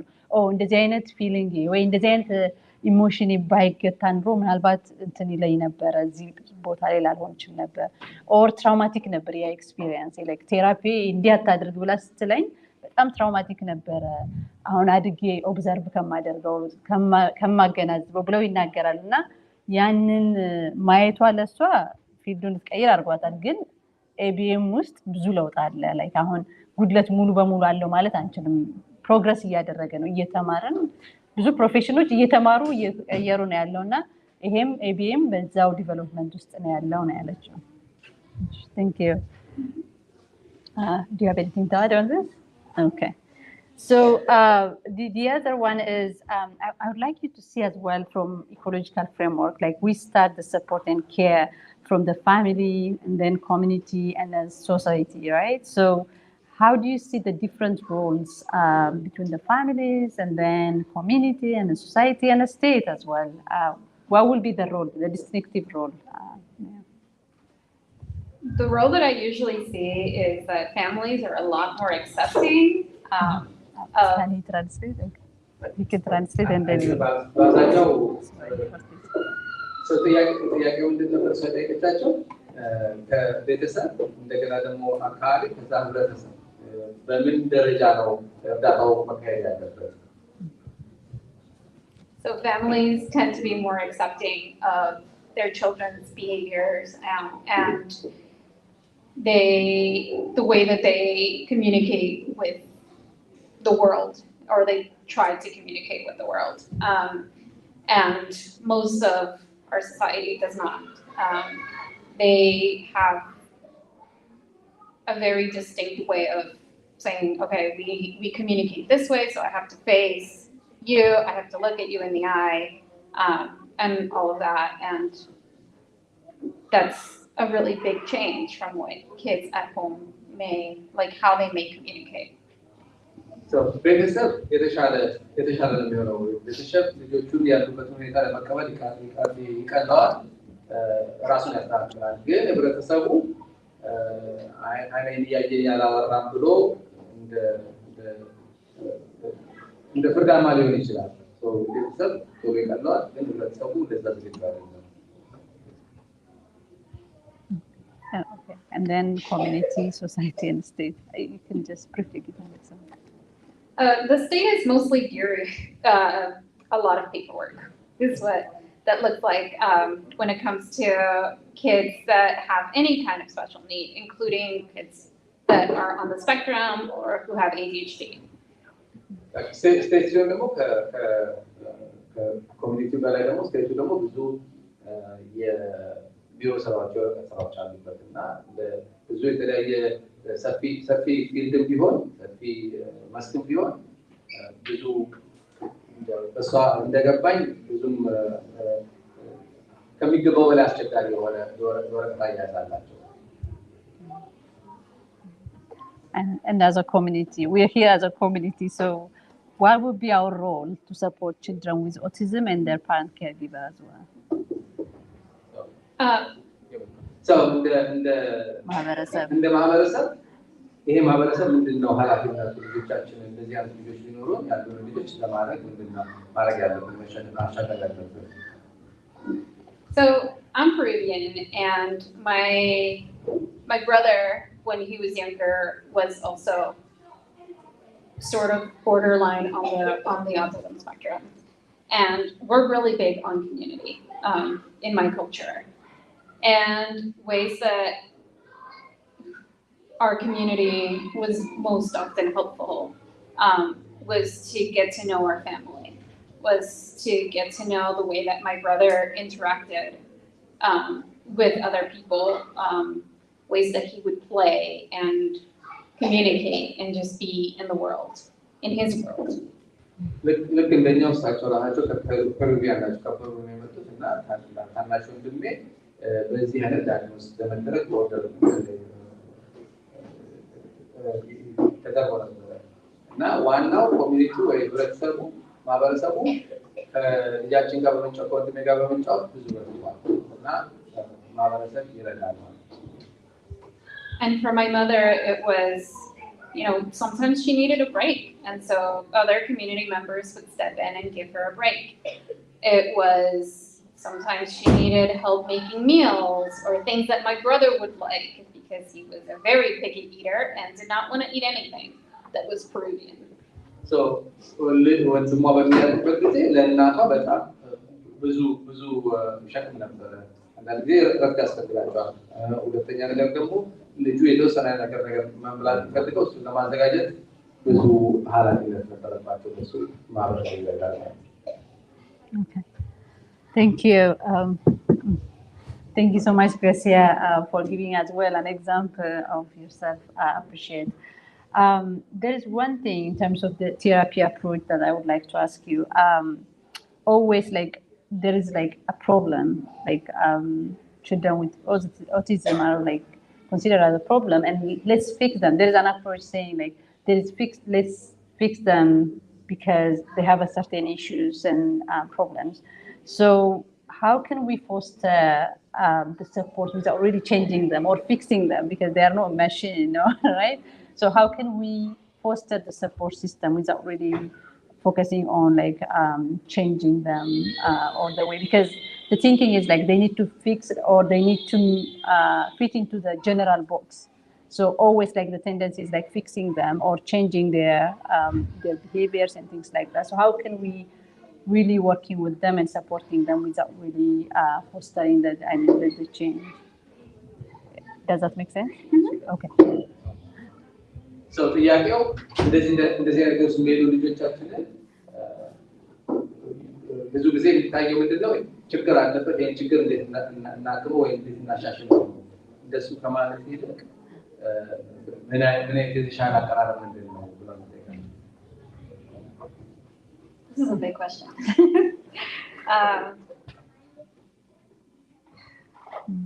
I think for me is, what is your definition of normal? And who are you comparing your kids or adults that are autistic to when you think of normal? ዋናው ለኔ ጥያቄ ጥያቄ ምንድነው? ትክክለኛው ማለት የትኛው መንገድ ነው? የትኛው ልጅ ነው ትክክለኛ የሚባለው? እና እሱኛው መጀመሪያ መመለስ ነው ጥያቄ ራሱ። So as an example, again, I have ADHD, so my normal is to move around a lot. And I don't like doing eye contact either. It's very intimidating. So that's my normal. ለምሳሌ ለራሴ ትክክለኛ ብዬ የማስበው መንቀሳቀስ ነው። አቶ መቀመጥ ወይም ሰውን አይን ላይ ማየት አልወድም። ለእኔ ያ የኔ ትክክለኛ ወይ ኖርማሊ መንገድ እሱ ነው። But I feel very comfortable when I'm around other people who don't mind that I move around a lot or that I can't look at them in the eye. So ዙሪያ ያሉ ሰዎች የኔ በጣም ብሎ መንቀሳቀስ እስካረበሻቸው ድረስ ይመቸኛል እና እንደ ማህበረሰብ ይማሰል ትክክል ነው። አሁን ኖርማል የምንለው በየትኛው ስታንዳርድ ነው? ለምሳሌ አንድ ሰው ኤዲኤችዲ ላለበት ሰው ኖርማል፣ አሁን እሷ እንደሷ ኤግዛምፕል እንደራሷ የሰጠችን ብዙ መንቀሳቀስ ትወዳለች፣ ከሰው ጋር አይ ኮንታክት ማድረግ አትፈልግም። በአካባቢዋ ግን ያንን የማያደርጉ ሰዎች ካሉ እንትን ሊላቸው ይችላል፣ ኮንፈርት ላይ ሰጣቸው ይችላል። እና እነማን ናቸው እሷ ሞር ፕሪፈርድ የምታደርጋቸው? ይሄ ነገር ምንም ባዘር የማይደርጋቸው የማይከብዳቸው፣ አጠገቧ እሷ ብትንቀሳቀስ አይን ላይም ባታያቸው ምንም ባዘር የማይደርጋቸው ሰዎች ለእሷ ኮምፈርተብል ነው ማለት ነው።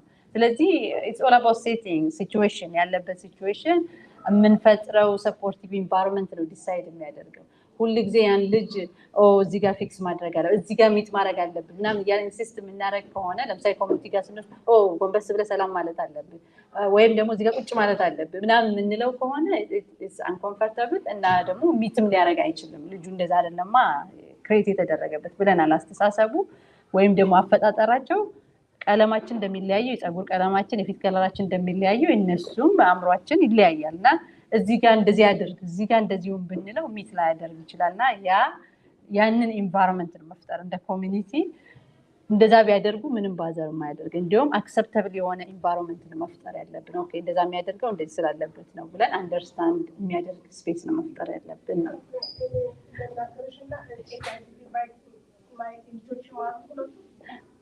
መድኃኒታቸው ይወስዳሉ ከዛ ደግሞ ያ ትንሹ በጣም ቁጭ ለማታችን ነፃ ልከዋለሁ ግን ከሱ ጋር ይዘዋለሁ እና መድኃኒታቸው ከማያናቸው አዋርስ አላቸው እና ያ ትንሹ በጣም ዋክ ያደርጋል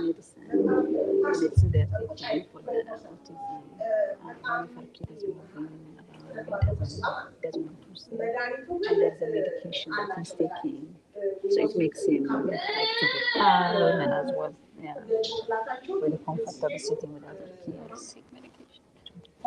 yeah that would be great to clarify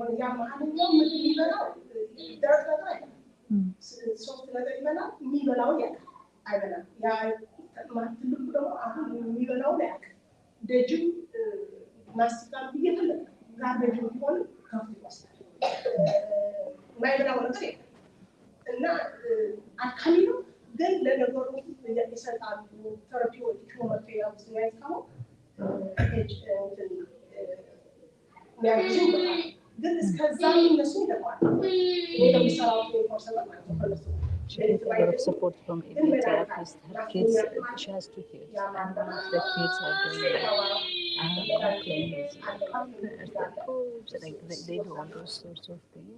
And she got really a lot of support from the ABA therapist. That's why she's receiving medication, so she can be stable. And she's sharing the behavior, the different behaviors. She's showing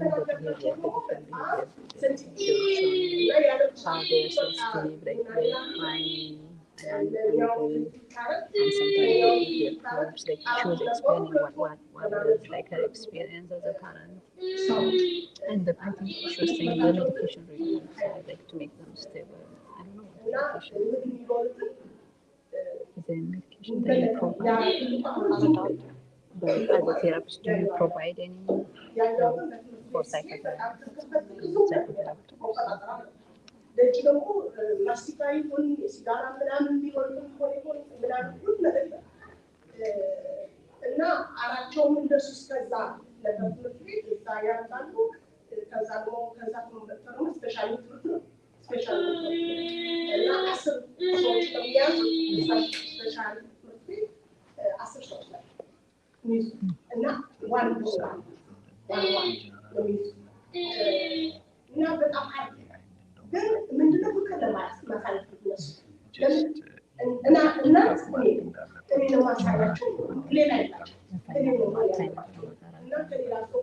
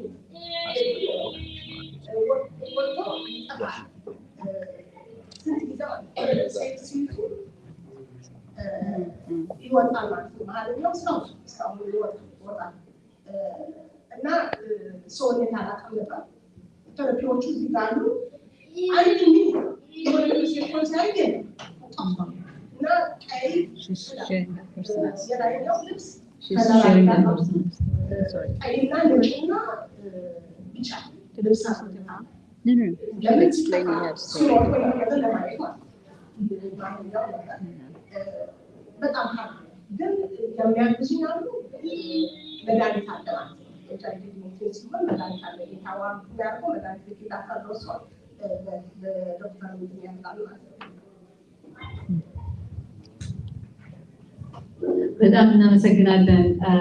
ይሄ ሊቭድ ኤክስፒሪየንስ ነው እንግዲህ ሼር ያደረጉን እሳቸው ጥሩ ነው። ላይክ ለማብራሪያም እንደ ኤግዛምፕልም ይሆናል።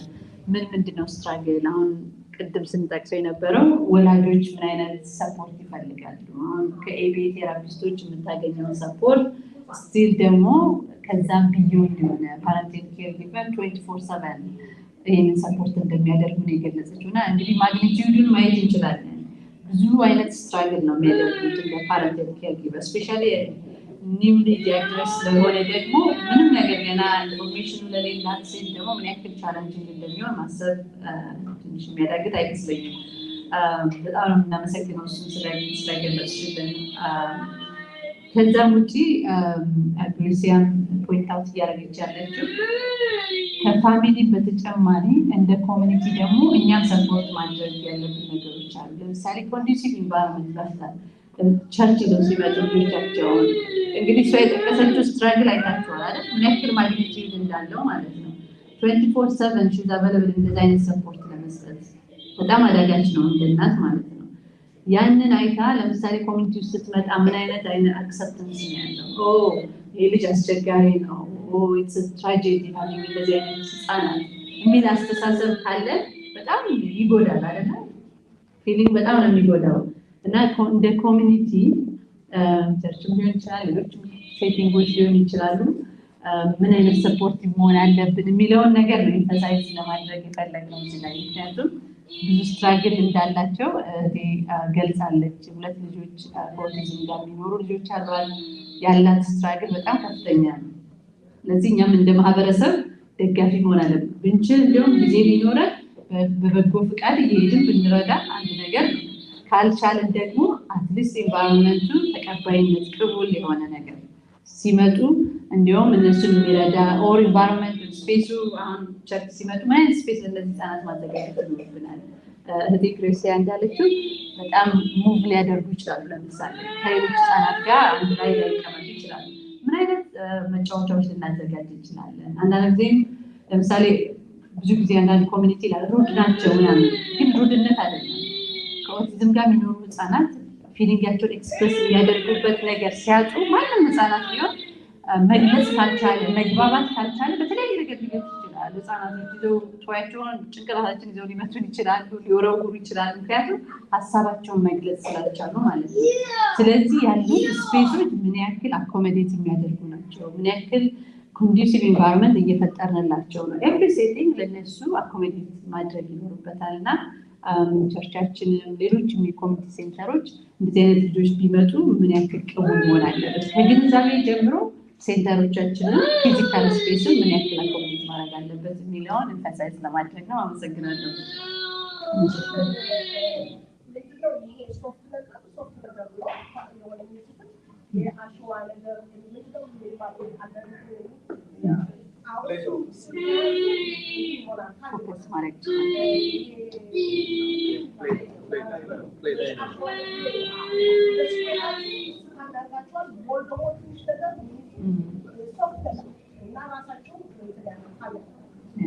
እንግዲህ ለአቶ ስንታየው ነው ሪኮሜንዴሽን ነው እዚህ ሴንተር ሲመጡ እንደዚህ አይነት ቶዮች እንደዚህ አይነት መጫወቻዎች ምክንያቱም ሁሉንም ያው ኮሚኒቲ ቸርች ደግሞ ይከተብል ነው ስለሆነና ያው ሪኮሜንዴሽን ነው ከእናታችን እየተቀበልን ያለ ነው። ቴንክ ዩ።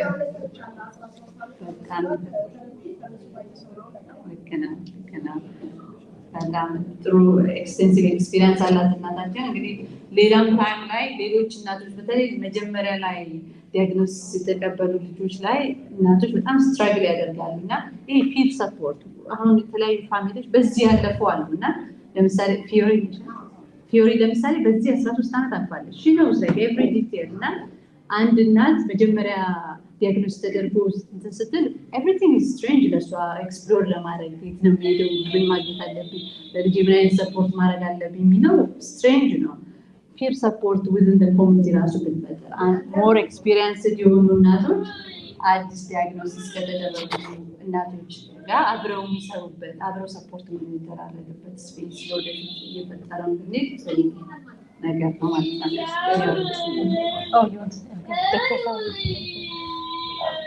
Thank you for sharing. And I admit I did not understand very much of this, but I think I understand the main idea. And I want to point out there are some studies that have shown that the level of anxiety that parents of children with autism live with is similar to what soldiers who've been in battle feel. And that's not because it's dangerous to have a child with autism. It's because of the not knowing what to expect. Not knowing when there will be an outburst or a tantrum, or when your child will wander off, always having to be on edge, always having to be worried. What is the next thing? What am I going to have to protect my child from? And that level of anxiety, always being activated and nervous and concerned, takes a real toll on parents. And I think if we can have that understanding of what parents are living with, as we said, 24/7, it is literally, it's measured on the same level as what a soldier coming back from battle might feel. So, የተከታተል እርሶች ሲያደርጉ እየነገርኩት ነበር እና የእሱ አይነት ወላጆች የእሳቸው አይነት ወላጆች የሚሄዱበት ጦር ሜዳ ወታደር ሄዶ በጦር ሜዳ ያለበትን አይነት ስጋት ነው። ስጋቱ ልጆቹ አደገኞች ናቸው ለማለት ሳይሆን አሁን ከዚህ ቀጥሎ ምን ይፈጠራል፣ ከዚህ ቀጥሎ ምን ይሆናል ብሎ 24 ሰዓት እንቅልፍ ማጣቱና መጨነቁ እንዳለ እሱ እንድንረዳቸው ይገባኛል እና አፕሪሼት አደረኩት። አመስግነዋል ሸር ስላለ። Thank you. So I have a last question. I know we have a time crunch here. So one of the question is like, as an ABA therapist, I mean, you had that experience. I know you changed it now in your your area of expertise. But with ABA, as a BA therapist, what are the support that you've been providing? The support that I would provide? Yeah, as a therapist, what are the support you provide to children with autism and for the parent and caregiver? Just to let them know like what they can expect when they go to a therapist. Sure.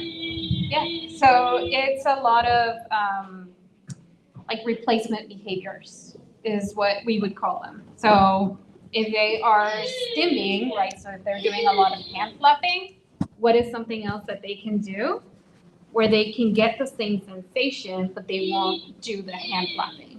So, እንደዚህ በሚያጋጥም ጊዜ አሁን ለምሳሌ ወይ እጅን ማንቀሳቀስ መደጋገም የሚያደርጉት ነገር ከሆነ እሱኛው ራሳቸውን በማይጎዱበት መንገድ ሌላ ነገር ሌላ ተግባር ልንነሳቸው እንችላለን። ያ ስሜቱ እንዲወጣላቸው አሁን ማቲንስ ፊዮሬላ ሴት ሴንቲንግ ኳስ ወይ የሚያውቁት ነገር እንደተባለ ያንን ስሜት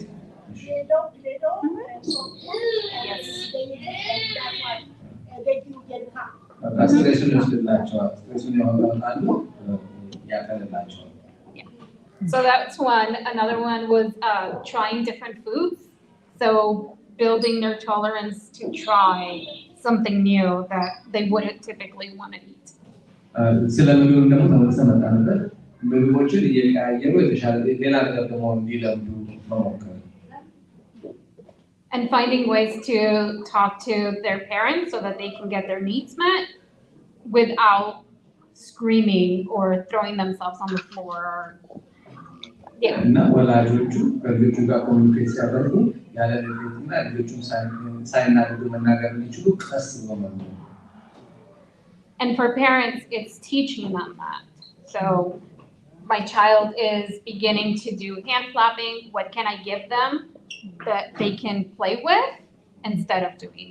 So እነዚህ የሚያስፈልጉትን ነገሮች ደግሞ ለወላጆች ማስተማር ማስተማር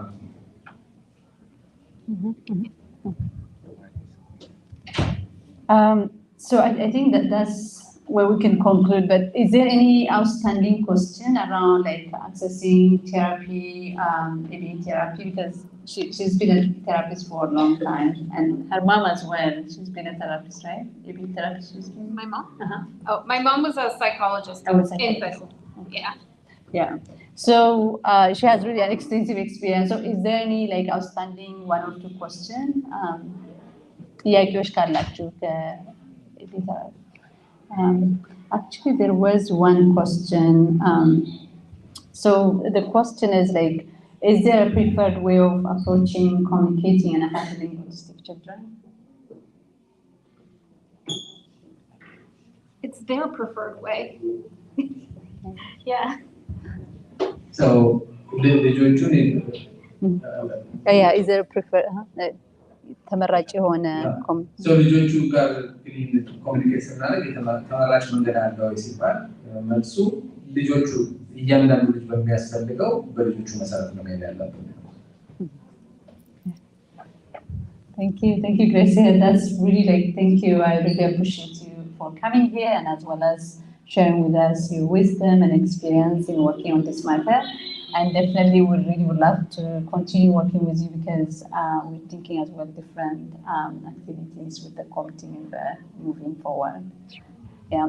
Any question, outstanding questions? I have one question. Okay. This is for Dr. Siegel. Have Regarding prenatal care, is there any kind of relation with autism? Oh, this question is for Dr. Siegel. Is there any relation with prenatal care with autism? So ከልጆች ከመወለዳቸው በፊት ያለው ሁኔታቸው ከአውቲዝም ጋር ይያያዛል?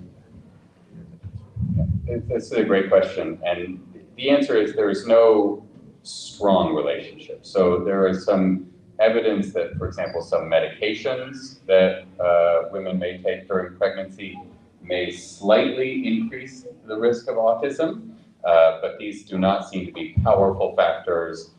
And certainly in many cases, we might say that the benefit of taking that medication outweighs the risk of autism because the increased risk is relatively small.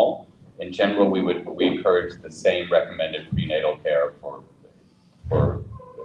any woman. We don't know enough to make a particular recommendation here. So በዛ ላይ ጠንካራ ጥናቱ ጠንካራ መልስ አያሳይም እና ከሕክምና የሚወሰዱት የሕክምና መድኃኒቶች ከጉዳታቸው ጥቅማቸው ስለሚሻል ቢሆንም እሱን አለማቋረጥ ነው። Okay. Thank you. So አንድ ጥያቄ ልቀበልና ወደሚቀጥለው እንሄዳለን።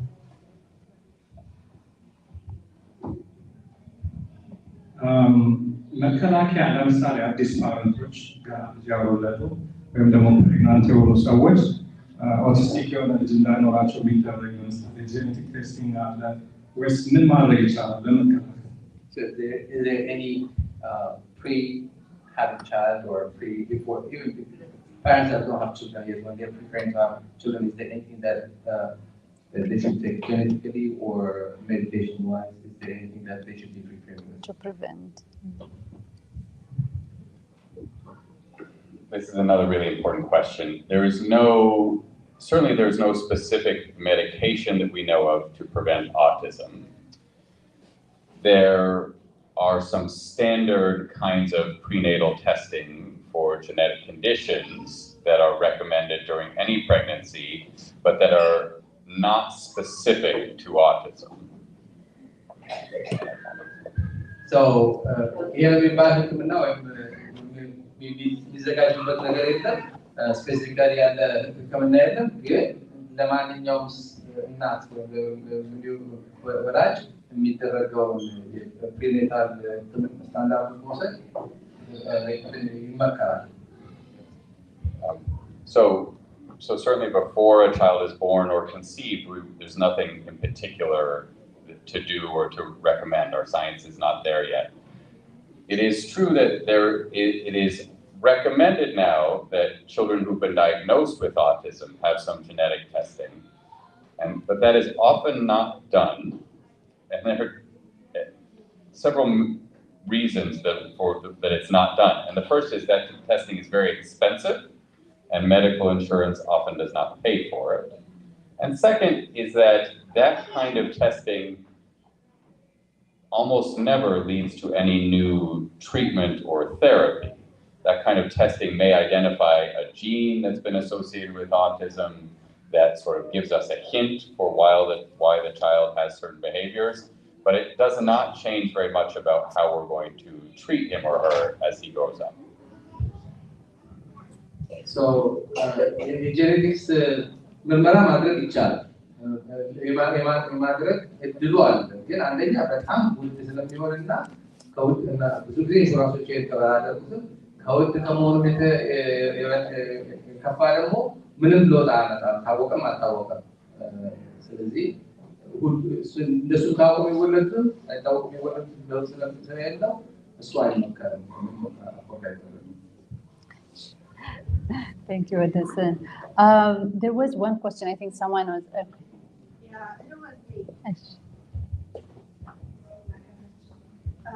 ጥያቄ ልጅን ለምሳሌ መጀመሪያ ኦቲዝም ዳይግኖስ ከተደረጉ በኋላ ሁለተኛ ጊዜ ላይ ስለሚቀያዩ ለሁለተኛ ጊዜ ምን አይነት እንደሆነ ፋይል እንደሆነ ቼክ ማድረግ ይቻላል ወይስ መጀመሪያ ኦቲዝም በተሰጣቸው ነው መቀጠል የሚችለው? ብሄራቸው ጊዜ ስለሚቀያየር ማለት ነው። So once a child is diagnosed with autism, is there through time there can be a change, or once the autistic is it can be like that all the time? So we believe that that autism is a lifetime diagnosis, but that the way somebody behaves and functions in the world can change a lot. For example, children develop speech. They have an easier time making friends and relating to people. They can be educated and go to school. They can have relationships and get married. So those things can definitely change and develop. But the core diagnosis of autism, we don't believe can be changed. So ዋናው ኦቲስቲክነቱ ላይቀር ይችላል ግን በተሻለ ኢንቫይሮንመንት በተሻለ ትምህርት በተሻለ አሁን እንደምናደርገው እየተሻሻለ የተለወጠ ሊመጣ ይችላል። ላይጠፋ ይችላል። አውቲዝም ይጠፋል የሚል ጥናት የለም። ግን እንደሌላው ሰው መስራት፣ ፋንክሽናል መሆን፣ ማግባት፣ ቤተሰብ መምራት ይችላል።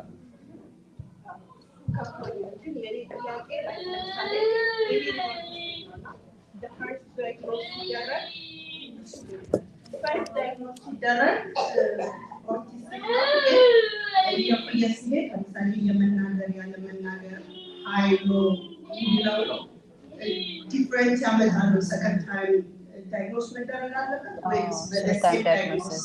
So the question was, she knows if he's diagnosed autistic, but is it the intensity of the autism? Do we have to do a second test, or would it make a difference? So this is another really good question. So I think my answer to this is that new testing doesn't make the difference, but the understanding of the severity of the autism is really based on how does the person function and how much support do they need to function. And so some people who at age 2 or 3 or 4 need 24-hour hands-on support will grow and develop to live independent lives. And we would say in that sense that the severity decreased, even though the core diagnosis did not. Other people will continue to require intensive support for their whole lives. And for those people, we will say that their severity continued. አሁንም ያው ሁለቱም አይነት ነው ያለው። እሳቸው አንደርስታንድ አድርገውታል። ግን አንዳንድ ጊዜ የተሻሻለ ልጆቹም ከትምህርትም ከኑሮም ጋር የተሻሻሉ በ24 ሰዓት የሚያስፈልጋቸውን ኬር አነስተኛ የሆነ በኋላ ኢንዲፔንደንት ሊሆን ይችላል፣ ራሳቸውን መቻል ይችላሉ። ሌሎቹ ደግሞ በዛ ማየትላቸው ደግሞ ሁልጊዜ እርዳታ ያስፈልጋቸው ይሆናል። My son, ልጄ አይናገርም እና I know it's like የመናገር እንትን እንዳለው አውቃለሁ። ግን ለመናገር like እንደሚናገርና እንደማይናገር ዳይግኖስ ማድረግ ይቻላል። Like this is gonna forever be speak or not. So her son is been diagnosed, but he doesn't speak right now. So is there a way of knowing that is he ever going to be able to talk or not? I don't think there's a way of knowing that for sure. We know that around 1 in 3 people with autism is nonverbal and does not speak in a normal way that we expect. But I will tell you, I've also met lots of parents of children who are, say, 2 or 3 or 4, and say, I just want my child to talk, I just want my child to talk. And then the child turns 10 and they say, oh gosh, I wish he'd stop talking. ተስፋ ነው ጥሩ ነገር ዋናው ልጆቼ 4 ናቸው። ስፔሻሊ ነበራቸው ማለት ነው። አሁን ሁለቱ ኖርማል ነው ይናገራሉ፣ እንደ ኖርማል ነው ሴትና ወንድ። ሁለቱ ደግሞ አይናገሩም ነበር እስከ 8 ማለት ነው። አሁን ይናገራሉ፣ ግን አንዳንዴ ይጠፋቸዋል፣ አንዳንዴ ደግሞ ይናገራሉ እና እንደዚህ የሆነ ይሄዳልና ከዛ በኋላ ግን እንትን I hope ይናገራሉ ማለት ነው እና ዳውን እንትን ይሆናል ይናገራል። አንዳንዴ ነው ፐርፌክት ይናገራል ጥሩ አለው፣ አንዳንዴ ነው መስሎ ያ ሁለቱም ግን ኖርማል 4 ዓመት ስፔሻሊ ነበሩ ሴት ነው አይናገሩም ነበር። ከዛ ግን ኖርማል ስኩል ይማራሉ ማለት ነው፣ ፐርፌክት ይማራሉ ማለት ነው እና እንትን ይሆናል። ተረፒ ነው ያስፈልጋቸው ማለት ነው። ኤፒኤ ስዋት አለታት ስፔሻል ተረፒ ካለ ያቆማል ማለት ነው። ያነጋግራሉ ከዛ ላይ የተናገሩ ልጆች ማለት ነው። ስፔሻል ተረፒና ያስፈልጋል። Thank you, Fiore. I think explain ያደርጋል lived experience ስለሆነ ኤቪደንስ ነው። አንድ ነገር ያው ዶክተር ሲንገር እንደገለጸው ፕሪዲክት ማድረግ አይቻልም ወይ በዲያግኖስ ደግሞ early detect አድርጎ በዚህ እድሜው ይናገራል 5 ላይ ወይ 6 ላይ 7 ላይ ሲደርስ የሚባል የለም። ግን በየዲቨሎፕመንታል ስቴጁ ፕሮፐር ሰፖርት ካገኙ የፋሚሊም ሰፖርት የኤቢኤም ቴራፒስቶች የስፒች ቴራፒውም እንደዛ ኮምፕሬሄንሲቭ የሆነ ሰፖርት ካገኙ የመናገር እንትናቸው ሞር እንትን ይሆናል ማለት ነው፣ ሪያሊስቲክ ይሆናል። ቴንክ ዩ ፊዮሪ። እንደዚህ አይነት የሊቭድ ኤክስፒሪየንስ ሲኖር ጥሩ ነው። ለዛም ነው ፒር ሰፖርት ያስፈልጋል ያልኩት።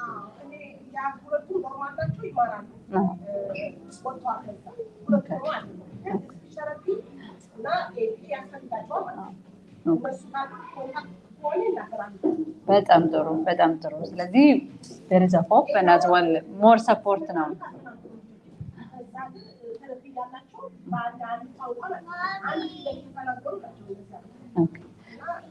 Okay. So okay. We have one last question. Let's have one last question and we'll move to the next. Thanks. ስንታየ እሺ መጨረሻ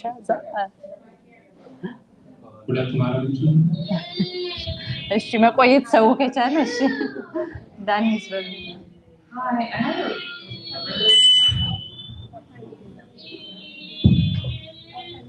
Hi, I have a really quick question, just kind of based off of what she said.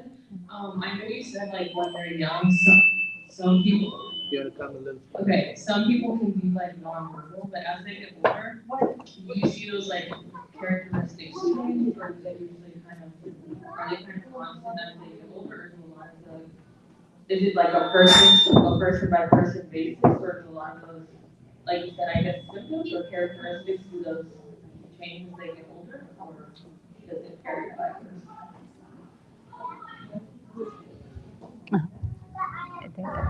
Yeah, I think you're exactly right. There's a lot of variability, and it's certainly very difficult to say at the time of diagnosis what the course will be. Every child will develop a little bit differently. And I think here is important to say that after diagnosis, we begin to put supports in place.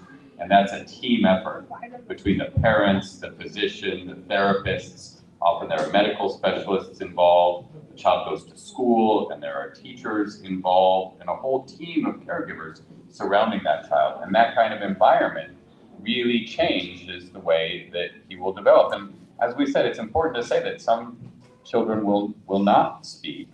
But I think it's important to hold on to that is not really the only goal. That our goal here is not that a child all of a sudden becomes verbal. We want to help him to be able to communicate his needs, help him to be able to navigate the world, help him to be able to sort of be with us in a way that is less and less difficult for both the child and the family. So I don't want to make it sound like speech is the number one goal here. To me, there are lots of different kinds of communication and ways of being in the world, and that is the goal. But the course, yes, is very individualized, and it can be, there's a huge range. That's why we're always talking about the spectrum of autism. So, ጥያቄው መጀመሪያ ከሰው ሰው ይለያያል። ልጅነት ዳግስ የተደረገ ሲያድጉ ሁሉም አንድ አይነት ነው ወይ ደረጃቸው ተከትለው ይሄዱ ነበር። እሳቸው የመለሱት ምንድን ነው? አንደኛ አለመናገር መቻላቸው ወይ መናገር መቻልና አለመቻል አይደለም እንደ ትኩረት መጨረሻ ጎል ማድረግ ያለብን። መናገር ሳይችሉ ህብረተሰብ ውስጥ ፋንክሽናል ሆነው ሰርተው ኖረው ራሳቸውን ችለው የሚኖሩበትን ደረጃ ለማድረስ ለዛ ነው መርዳት ያለብን እንጂ መናገር መቻል ጥሩ ቢሆንም መናገር መቻል ማስቻላችን አይደለም ዋናው ትኩረታችን መሆን ያለበት። Thank you, understand. Okay, one final question. Shane, ሁላችንም አመሰግናለሁ የጊዜያችሁን ወስዳችሁ ስለመጣችሁ። የኔ ጥያቄ ምንድን ነው? እንደማህበረሰብ እነሱን ሰፖርት ለማድረግ ወደ ፋሚሊዎቻችንን እዚህ የሚመጡትንም ሰዎች ሰፖርት ለማድረግ ዌብሳይት አለ ወይ? ትንሽ ትምህርት የሚሰጠን ዩቱብ ላይ ሰጀስት የምታደርጉት እንዴት አድርገን አፕሮች ማድረግ እንዳለብን እነዚህ ልጆች እንዴት አድርገን ቤተሰቡን መርዳት እንደምንችል የሚያስተምረን አለ። እሱ ደግሞ ለምትሉት ከሆነ እናንተ ጊዜያችሁን ሰጥታችሁ አንድ ቀን ለዚህ ተሰብስቦ እኛን ማስተማር የሚችሉበት ሁኔታ አላችሁ ነው። ሶስተኛው ደግሞ ፍጅት ቦላ አለ የተለያየ ቶሎች ሊስት ካላችሁ ዌብሳይት እንደዚህ የሚረዳቸው እዚህ ሲመጡ ካሉ የሚያደርጋቸው በእጃቸው ለእግራቸው ብዙ ሊያደርጋቸው የሚችሉ ከሳቸው የሚወጡበት ቶሎች አሉ። እነሱ ልስቶች ካሏችሁ ወይም ዌብሳይት ካለ ለቸርቹ የምታስተላልፉበት ሁኔታ ብዬ ነው የምጠይቀው።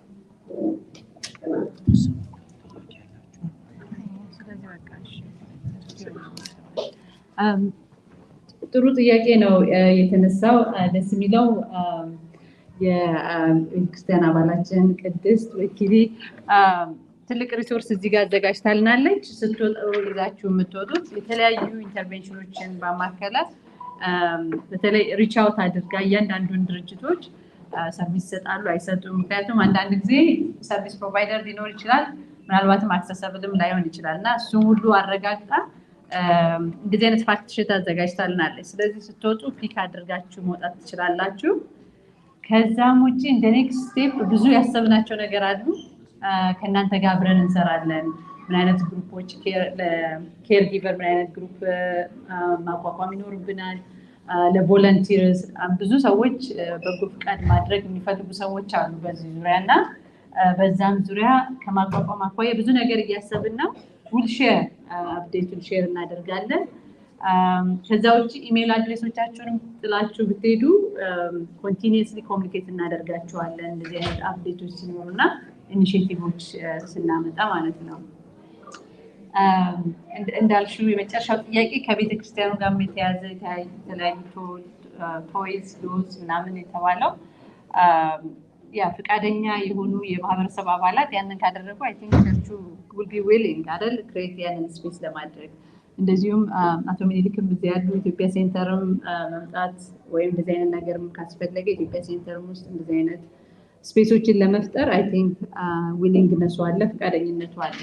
ስለዚህ ያው እንደ ኮሚኒቲ ነው አይ ቲንክ አድሬስ ማድረግ ያለብን። እንደ አንድ ወላጅ ምንድነው ለአንድ ሰው ምንድነው 50 ሎሚ ለአንድ ሰው ሸክም ነው 50 ሰው ግን ጌጡ ነው ይባላል አይደል?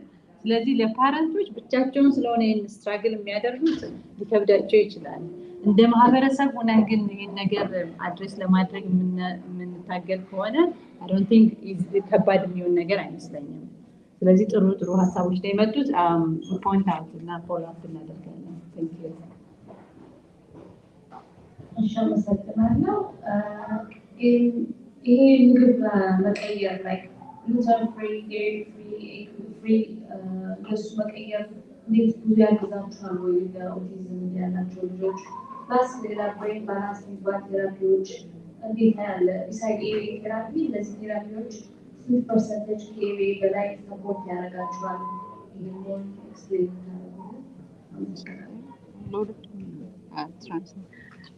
she was asking, there is a therapy named brain balance. How does, to what extent does it help? And also with the diet. What about the diet? Like if they are picky, like how can they support like children who are very picky eater, children with autism who are picky eater, how can they support them? Kids who are picky eaters.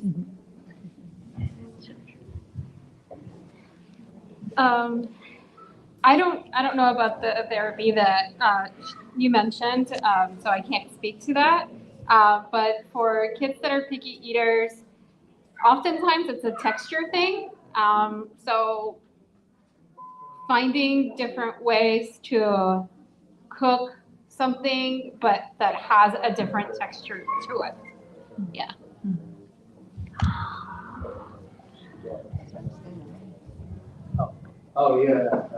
እንግዲህ አብዛኛው ከምግብ ጋር የተያያዘው አንደኛ እሱ የጠቀሱትን ድርጅት አላውቀውም ስለሱ ኮሚኒት ማለታቸው ሁለተኛ ደግሞ ስለ ምግብ አብዛኛው ጊዜ የምግቡ ልስላሴና ጥንካሬ ወይም አፋቸው የሚሰማቸው ነገር ነው እንጂ ስለ የተለያየ ውስጡ ስላለው ሳይሆን ልጆቹ የሚፈልጉትን የተለያየ ምግብ ኩክ በማድረግ መሞከር ነው። እሱ ነው ሪኮመንድ ያደረጉት። I want to say I also am not sure about the specific diet or therapy, but I want to say that autism can be very challenging, and so parents search and caregivers search really hard for some kind of treatment, something that they can control. And of course, as parents, we think, oh, my food, that's how I nourish my child. That's how I'm going to really change how he or she is. There is no science, though, to any of these diets or supplements or vitamins that says that they will really change the core symptoms of autism. So I really understand where parents come from and why they search for these things, but they're not really supported by science. And many of them are not dangerous. They won't harm the child. But some of them are quite expensive, and we've seen families spend hundreds or thousands of dollars on vitamins or supplements, and I think that is not money well spent. I think that I understand where that desire comes from, or you want to, use a diet, a special diet to help your child, but those things are truly not supported in science. So autism ያለባቸው ልጆች ወላጆች መሆን ትልቅ ፈተና ተግዳሮት እንደሆነ ይገባኛል።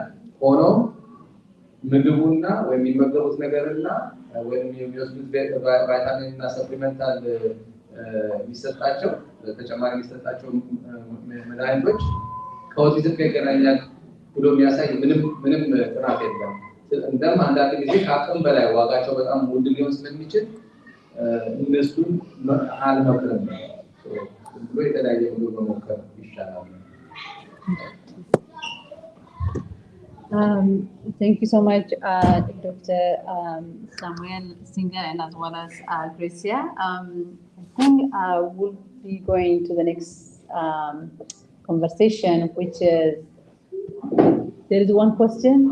Okay, we'll welcome question. I would like to have a clarity as much as possible. Sure. Autism vaccination የተገናኘ ነው የሚገምቱ ሰዎች አሉና በዚህ መንገድ የተጠና ነገር ካለ ከዶክተር ሳሙኤል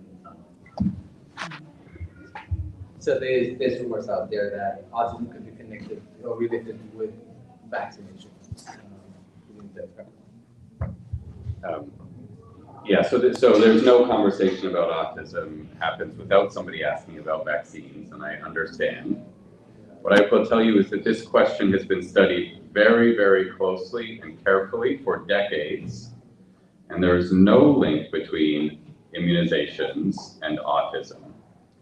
And of course, there are lots of reasons why people imagine these links, and I think the first one is what we've mentioned before, which is that we don't know all the causes of autism. So in our search for a cause, we may focus in on the vaccines that we are giving to toddlers who begin to show these signs. And that's a sort of natural human thing that parents may do.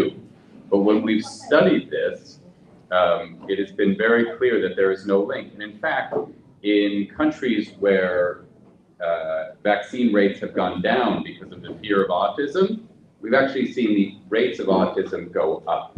And that's the clearest science we have now to show that there truly is no link.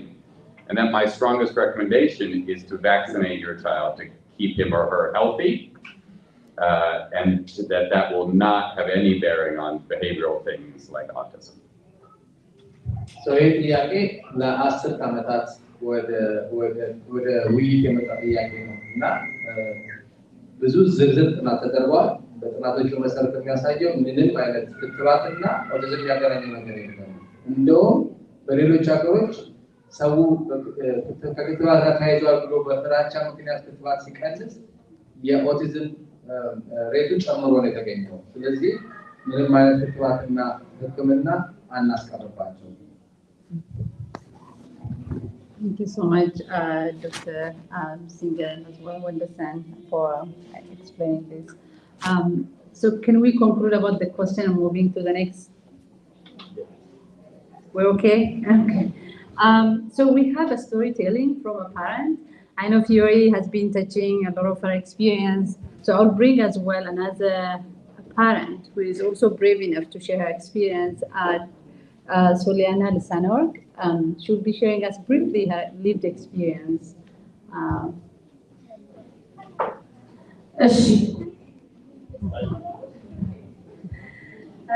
አመሰግናለሁ። ስሜ ሶሊያና ልሳኖር ይባላል። የአናንያ እናት ነኝ። የአንድ ልጅ እናት ነኝ። በኦቲዝም ስፔክትረም ውስጥ ነው የሚገኘው።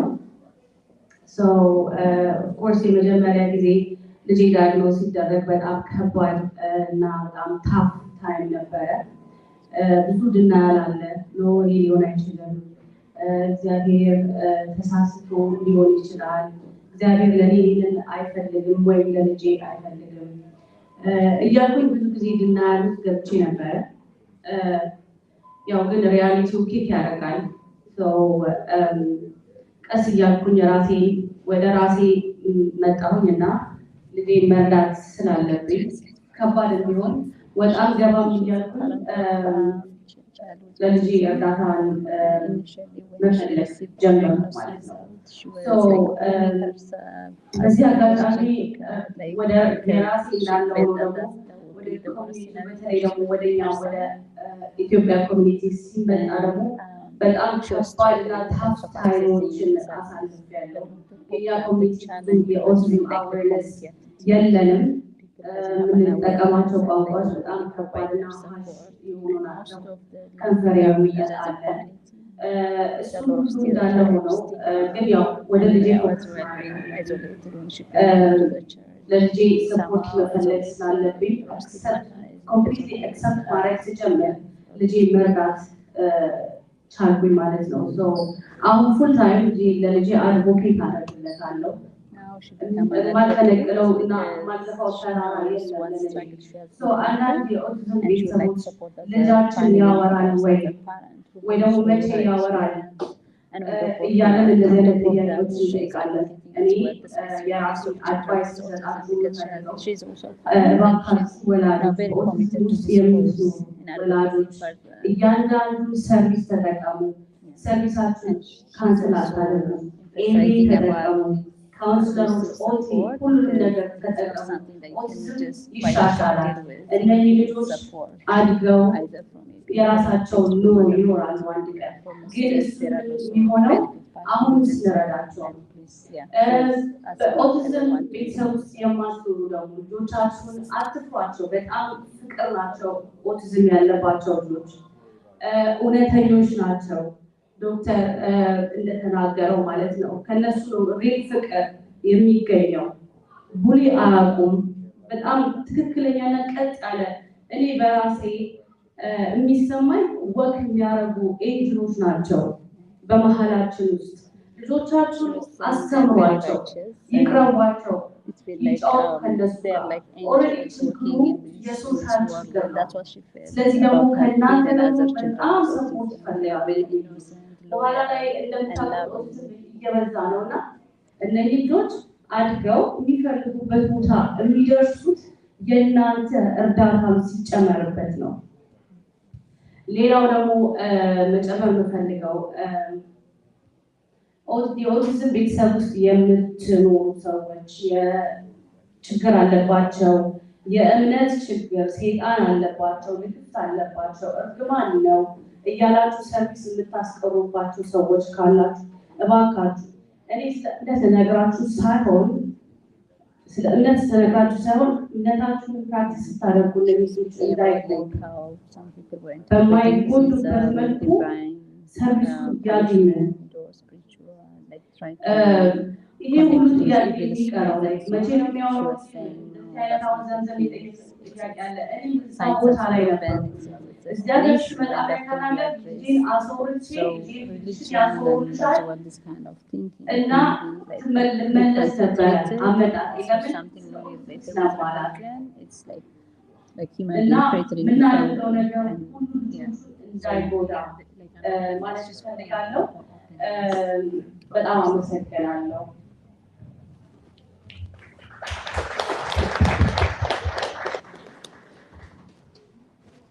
ሶሊያና በጣም ነው የምናመሰግነው።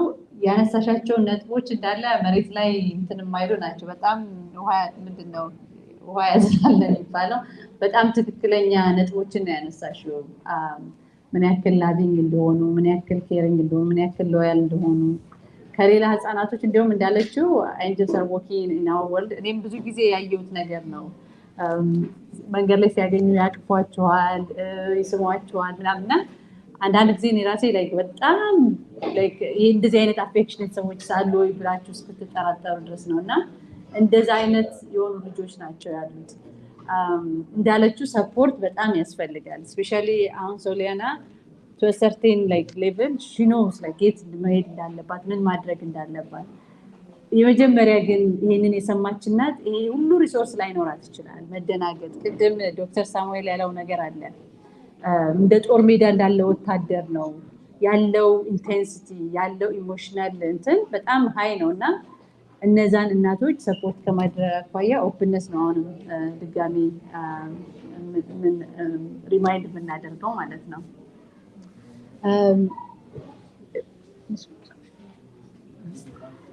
የመጨረሻ አንድ ፓወርፖይንት አለ። ጀስት አቲቲዩድ ፎከሱ ምንድነው? ግንዛቤ ማስጨበጫ ነው።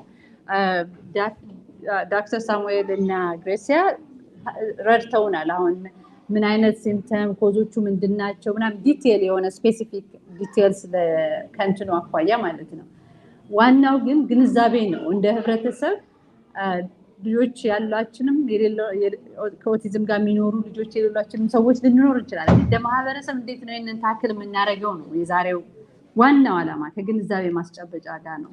የሚቀጥሉት ሴሽኖች ግን ሞር ዲፕ ዳይቭ እናደርጋለን። ስፔሲፊክ ዲቴልስ እንገባለን እና አይ ቲንክ ዶክተር ሳሙኤልን በጣም ብዙ የነካካቸዋሉ ሚስኮንሰፕሽን ማህበረሰብ ውስጥ ምን አይነት አስተሳሰቦች አሉታዊ አስተሳሰቦች አሉ የሚለው እንደዚሁም ግሬሲያም የጠቃቀሳቸው ነገሮች አሉ።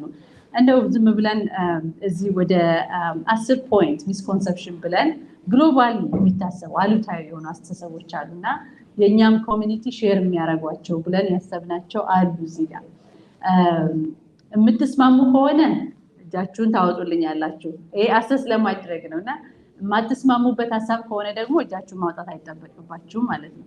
ስቴትመንቱን ሳነብላችሁ የምትስማሙበት ሀሳብ ከሆነ እጃችሁን ታወጣላችሁ። የማትስማሙበት ሀሳብ ካልሆነ ደግሞ እጃችሁን ማውጣት አይጠበቅባችሁም። እሺ የመጀመሪያው ህፃናቶች ከኦቲዝም የሚኖሩ ህፃናቶች ሩድ ናቸው በባህሪያቸው።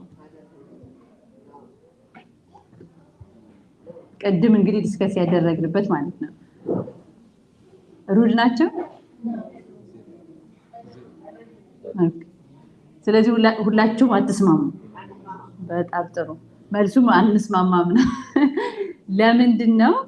ቅድም ብለናል ልጆች በተለይ አሁን ኮሚኒኬት ለምሳሌ አንዱ የኮሚኒኬሽን ነው ብለናል አይደለ? ከስፔክትረሙ ሲገለጽ ማለት ሶሻል ኢንተራክሽን።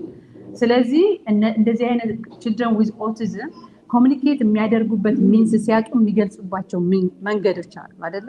ማንኛውም ህፃናት ላይ የሚታይ ነገር መግለጽ ቋንቋ ከሌለው ለዛ የሚገልጽ ወርድ ከሌለው አሻንጉሊቱን በመወርወር ሊሆን ይችላል የሚገልጸው ወይ ሊመቱን ይችላሉ ምናምን። the same thing children with autism እንደዛ አይነት ነገሮችን ሊያደርጉ ይችላሉ። አንዳንድ ጊዜ ያ rudeness ተብሎ ኢንተርፕሬት ሊደረግ ይችላል፣ ግን different way of communication እንደሆነ መገንዘብ ይኖርብናል። መግለጽ ሲያቅታቸው የሚያደርጉት ነገር ነውና በቤታችን ውስጥ ካሉ የሚገልጹባቸው ኮሚኒኬት ማድረግ የሚችሉባቸው ነገሮች ማዘጋጀት። ለምሳሌ ጽፈው እንዲሰጡን like young teenage ምናምን ከሆኑ ጽፈው እንዲሰጡን ማድረግ፣ የተለያዩ ቶዎችን መስጠት፣ ኮሚኒኬት ሚንስ ኦፍ ኮሚኒኬሽን መስጠት ማለት ነው። ምክንያቱም ኮሚኒኬት ማድረግ ሲያቅታቸው ነው እንደዛ አይነት ነገሮች የሚያደርጉት እና ኤኒ ልጅ እንደዛ ሊያደርግ ይችላል።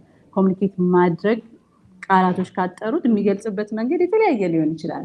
እንደዚሁም ችልድረን ዊዝ ኦቲዝምም እንደዛ አይነት ነገሮች ሊኖሩ ይችላሉ እና ሚንስ ኦፍ ኮሚኒኬሽን መፍጠር ነው ያለብን እና ሩድነስ አይደለም ማለት ነው። የሁለተኛው ስቴትመንት next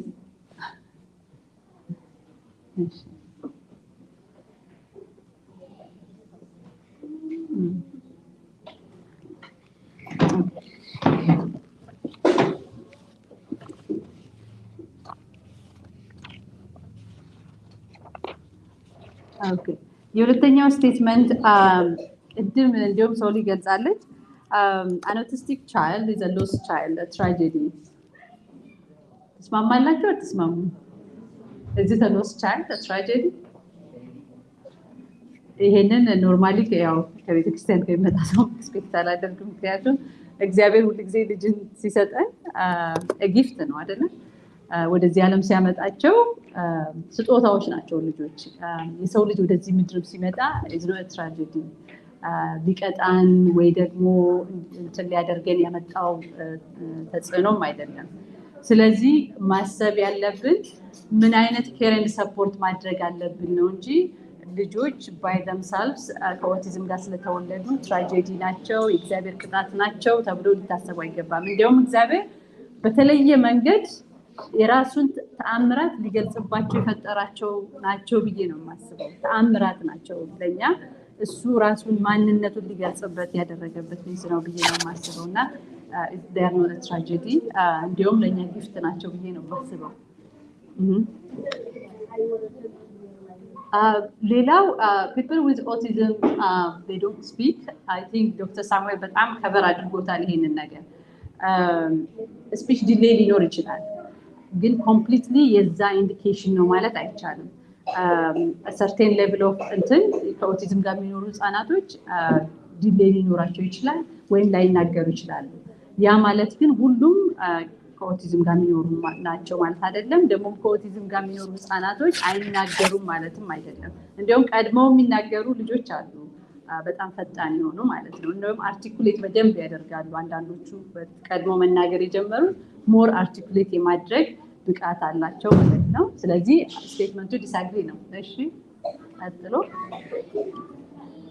አግሬሲቭ ናቸው የሚባልም አስተሳሰብ አለ። አር ዴይ አግሬሲቭ? አግሬሲቭ ናቸው ነው። ስለዚህ ዲስአግሪ ነው። ሁላችንም አንስማማም። አግሬሲቭ አይደሉም። ቅድም እንዳልነው ነው ሰው የተለያየ መንገድ ኮሚኒኬት የሚያደርግበት አለ። ያን ኮሚኒኬሽን ሚንስ ኦፍ ኮሚኒኬሽን ስናሳጣቸው የሚገልጹባቸው መንገዶች ዲፍረንት ሊሆን ይችላል። ስለዚህ እንደ ቤተሰብ አባልነት እንደ ማህበረሰብ አባል ሚንስ ኦፍ ኮሚኒኬሽን ቱሎችን ማዘጋጀት ይኖርብናል።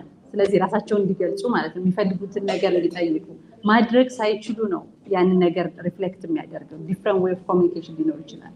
ስለዚህ ቱሎችን በቤት ውስጥም በአካባቢም ማዘጋጀት ሊኖርብን ይችላል፣ ፕሮፐርሊ ኮሚኒኬት እንዲያደርጉ ማለት ነው።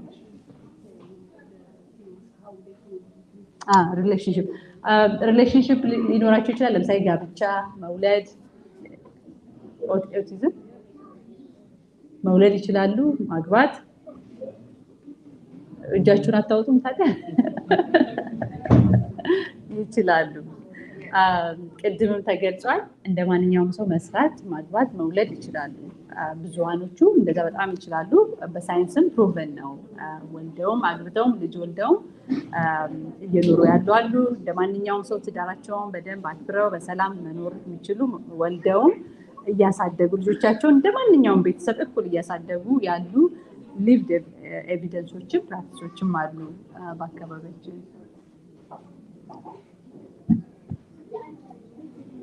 ይሄም ቅድም የጠቀስነውን እያያዛል። ልጅ ወልደው መኖር ይችላሉ ወይ? የስ ይችላሉ። በጣም ብዙ የማህበረሰብ አካላት ከዛም ውጭም በሳይንቲፊክም በሆነ በጣም ብዙሃኑ ከኦቲዝም ጋር የሚኖር ወልደው ቤተሰብ ኑሯቸው ይኖራሉ እና ይህ ዲስአግሪ ነው ስቴትመንቱ። ይሄ ብዙ ጊዜ ሚስኮንሰፕሽን ኢንቴሌክቹዋል ዲዛቢሊቲ ጋር አንዳንድ ጊዜ የሚያገናኙ ሰዎች አሉ። ኦቲዝም ካለበት ኢንቴሌክቹዋል ዲዛብልም ሊሆን ይችላል ብለው የሚገናኝ ግን አንደኛ ኢንተርቼንጅብሊ መጠቀምም የለብንም። ኦቲዝም የራሱ የቻለ የራሱ የሆነ ኢሹ ነው። ኢንተሌክቹዋል ዲዛብሊቲ ደግሞ ሌላ የአካል ጉዳት ክፍል ነው እና ኢንተርቼንጅብሊ መጠቀም የለብንም። ሁለተኛ ደግሞ ከኦቲዝም ጋር የሚኖሩ ኢንተሌክቹዋል ዲዛብሊቲ ያለባቸው ብለን መደምደም የለብንም። ፎር ሳም ፒፕል ሊኖር ይችላል፣ ግን ያም የሚረጋገጠው ዲያግኖስ ተደርጎ ነው። ግን ባይ ዲፎልት ከኦቲዝም ጋር ነው የሚኖሩት ተብሎ ኢንተሌክቹዋል ዲዛብሊቲ አለባቸው ብለን መደምደም አንችልም። ምክንያቱም ብዙሃኖቹ በጣም ኢንተሌክቹዋሊ እንዲሁም ሃይ ፐርፎርመር ሆነው የምናገኛቸው ሰዎች አሉ። ቅድም በቪዲዮ እንዳሳየ ነው በጣም ብዙ ሰክሰስፉል የሆኑ በዲፍረንት ወርክስ ኦፍ ላይፍ ሰክሲድ አድርገው እየኖሩ ያሉ ሰዎች አሉ እና ዳስ ሚስኮንሰፕሽን ማለት ነው። አይ ቲንክ ይህንንም ቅድም ከበር አድርገነዋል። መስራት ይችላሉ እንደ ማንኛውም ሰው ፕሮፐብል ናቸው የሚለው ነው። የስ ይህም ሚኒንግፉል የሆነ ፍሬንድሺፕ ሪሌሽንሽፕ ይኖራቸዋል። ቅድምም ተብሏል። ግሬሲያ ተናግራለች ስትናገር የፐርሰናል ኤክስፒሪየንሷ እኔ ኤዲኤችዲ ያለብኝ ብዙ ጊዜ ሙቭ አደርጋለሁኝ ምናምን ብላለች እና ኦቲዝም ጋር የሚኖሩ ሰዎች በደንብ ሪሌሽንሽፕ ይኖራቸዋል ከቤተሰቦቻቸው ጋር ከሚረዷቸው ሰዎች ጋር። ለአንዳንዶቻችን የሆነ ኢንቫይሮንመንቱ ስናያቸው ዴር ቢንግ ሩድ ወይ ኮሚኒኬት አያደርጉም ልንል እንችላለን። ግን ለቤተሰቦቻቸው ኦር ለሚያውቋቸው ሰዎች ያ ነገር ምንም ዲስኮምፈርት ለማይሰጧቸው ሰዎች ጋር ሪሌሽንሽፕ ኑሯቸው፣ ፍሬንድሽፕ ኑሯቸው፣ በጣም ሎንግ ስታንዲንግ የሆነ ፍሬንድሽፕ ኑሯቸው መኖር ይችላሉ ማለት ነው። ስለዚህ ኢንጀነራል ፋክቶቹ እዚህ ጋር ቅድም ዶክተር ሳሙኤል ነካክተ ከ44 ህፃናት አንዱ ህፃን ቻይልድ ዊዝ ኦቲዝም ነው። ስለዚህ ምን ያክል ማግኒቲዩዱን ማሰብና መገመት አይከብድም ማለት ነው። ስለዚህ እንደዚህ አይነት የማህበረሰቡ ክፍል ካለ ምን ያክል እንትን መስጠት እንዳለብን ቦታ መስጠት እንዳለብን ነው። ከ44 ህፃን ውስጥ አንድ ህፃን ማለት በጣም ትልቅ ነምበር ነው ማለት ነው። ስለዚህ በአጠቃላይ ማድረግ ያለብን ተስፋን ልንሰጥ ይገባል፣ ፍቅርን ልንሰጥ ይገባል፣ ሰፖርቲቭ ኢንቫይሮንመንት መፍጠር ይኖርብናል እንደ ማህበረሰብ። እንደ ቤተሰብ ደግሞ ብዙ ድጋፍ ሊያስፈልጋቸው ይችላል። ለምሳሌ ሌሎች ልጆች ስናሳድግና ከኦቲዝም ጋር ያለው ልዩነት ሊኖር ይችላል። ያንን ድጋፍ ግን እንደ ማህበረሰብም እንደ ቤተሰብ አባልነትም እንደ ሀገር ልጅም መደጋገፍ ይኖርብናል ብዬ አጠቃልላለሁ ማለት ነው። ጥያቄ አለ? የመጨረሻ ጥያቄ ከመዝጋታችን በፊት ጥያቄዎች አሉ? እሺ የመጨረሻ ጥያቄ እንቀበልና ወደ መዝጊያው ዶክተር ይሳለሙሽም ከኛ አብራን ስላለች የመዝጊያም ንግግር በአቶ ሚኒሊክ አድርገን እንጨርሳለን። Thank you very much for coming here to teach us about autism.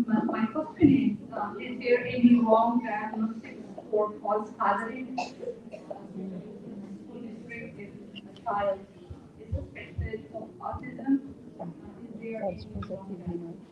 And if so, how many percentage happen to be the wrong diagnosis or false positive? That's a very good question. I don't know the answer to it. I think absolutely there are false positives. I would never say that that does not exist. I think when the diagnosis is coming,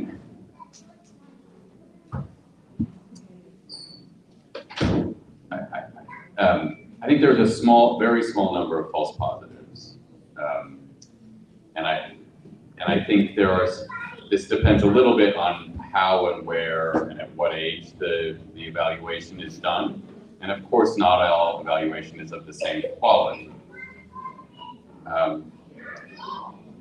Some people making the diagnosis will err on the side of, maybe we might say, over-diagnosing, not because we want to make the wrong diagnosis or the wrong label for a child, but because that is often the key to getting services.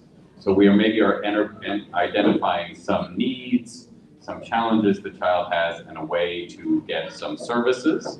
I think in the big picture, the number of false positives is quite low, but I'm sure it happens. So ጥያቄ የነበረው በስተት ይሄ ነገር አለባቸው ተብሎ የሚባሉ ኬዞች ሊኖሩ ይችላሉ ወይ? እሳቸው መልሳቸው ደግሞ ምንድን ነው?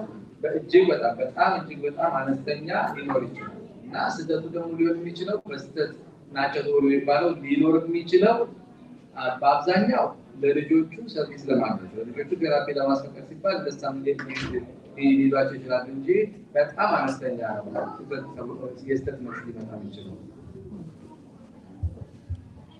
So I think we can conclude in here. I would like to extend my appreciation Dr. Samuel Singer and as well Gracia here, who really provide us a very comprehensive information and knowledge, and really appreciate for your commitment and dedication for your time. So I think we shall, because since we take a lot of time, let's wrap up, and I would like to call upon to Dr. Salamush to share with us like a brief remark around what to do next in relation to any work related to mental health. She's an expert in that area. She's been working on mental health for almost 28 years with Ethiopian immigrants. So I would like to call upon her to share with us her wisdom.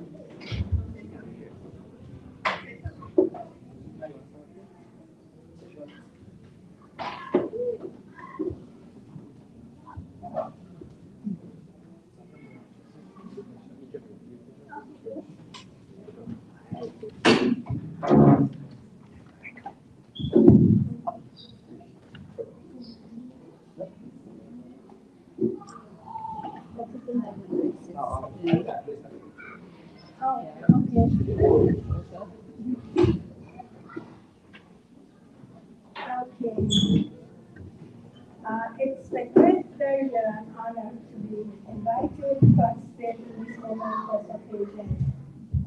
First of all, I want to thank Almighty God for having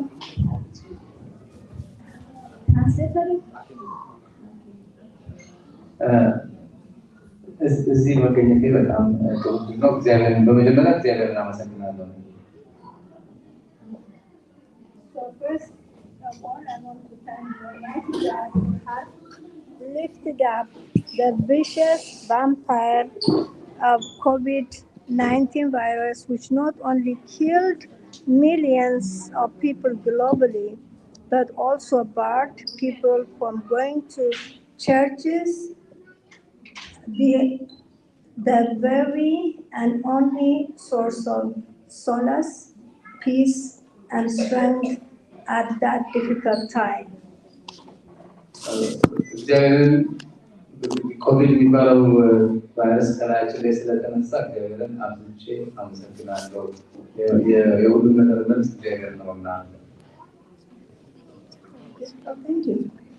Second, I want to thank Yilma and those who work with him for undertaking such a huge responsibility to get us all together today to learn about autism that's long overdue. ሁለተኛ ደረጃ ደግሞ ይልማና አብረው የሚሰሯቸውን ሰዎች አብዝቼ ማመስገን እፈልጋለሁ። ይህንን የኦቲዝምን እውቀት ለህብረተሰባችን በጣም ብዙ ጊዜ የረፈደ ቢሆንም ስላደረጉ እናመሰግናለን።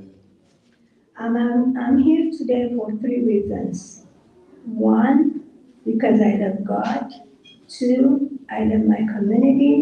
And 3, I want to support and participate in the wake-up call and the sign of the red flag that has gone up today.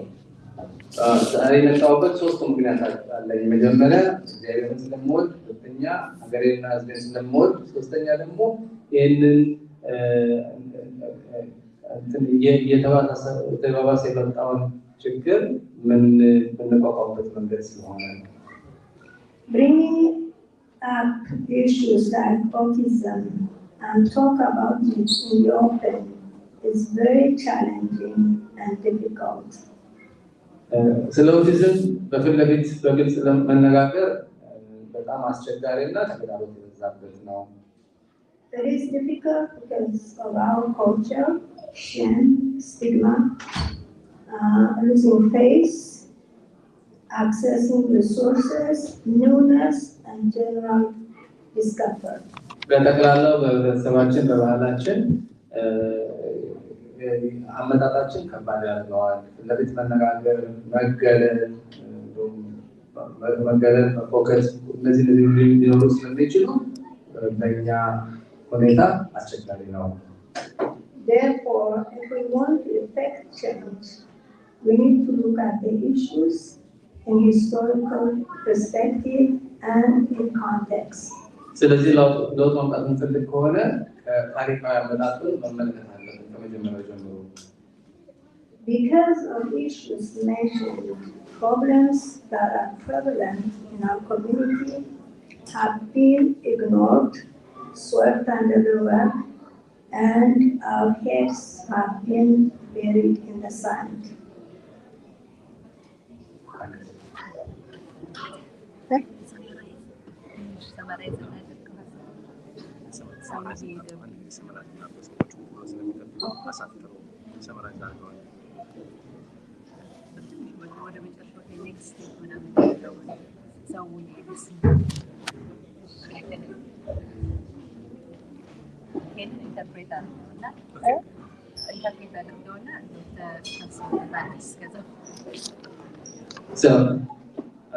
እሳቸው በአጠቃላይ አመጣጡን አሁን ጥናቱ ስለተጀመረ እንዴት አድርገን ቶሎ አሁን መስራት እንዳለብን ነው ሊያካፍሉን የመጡት ዶክተር ሳሮች።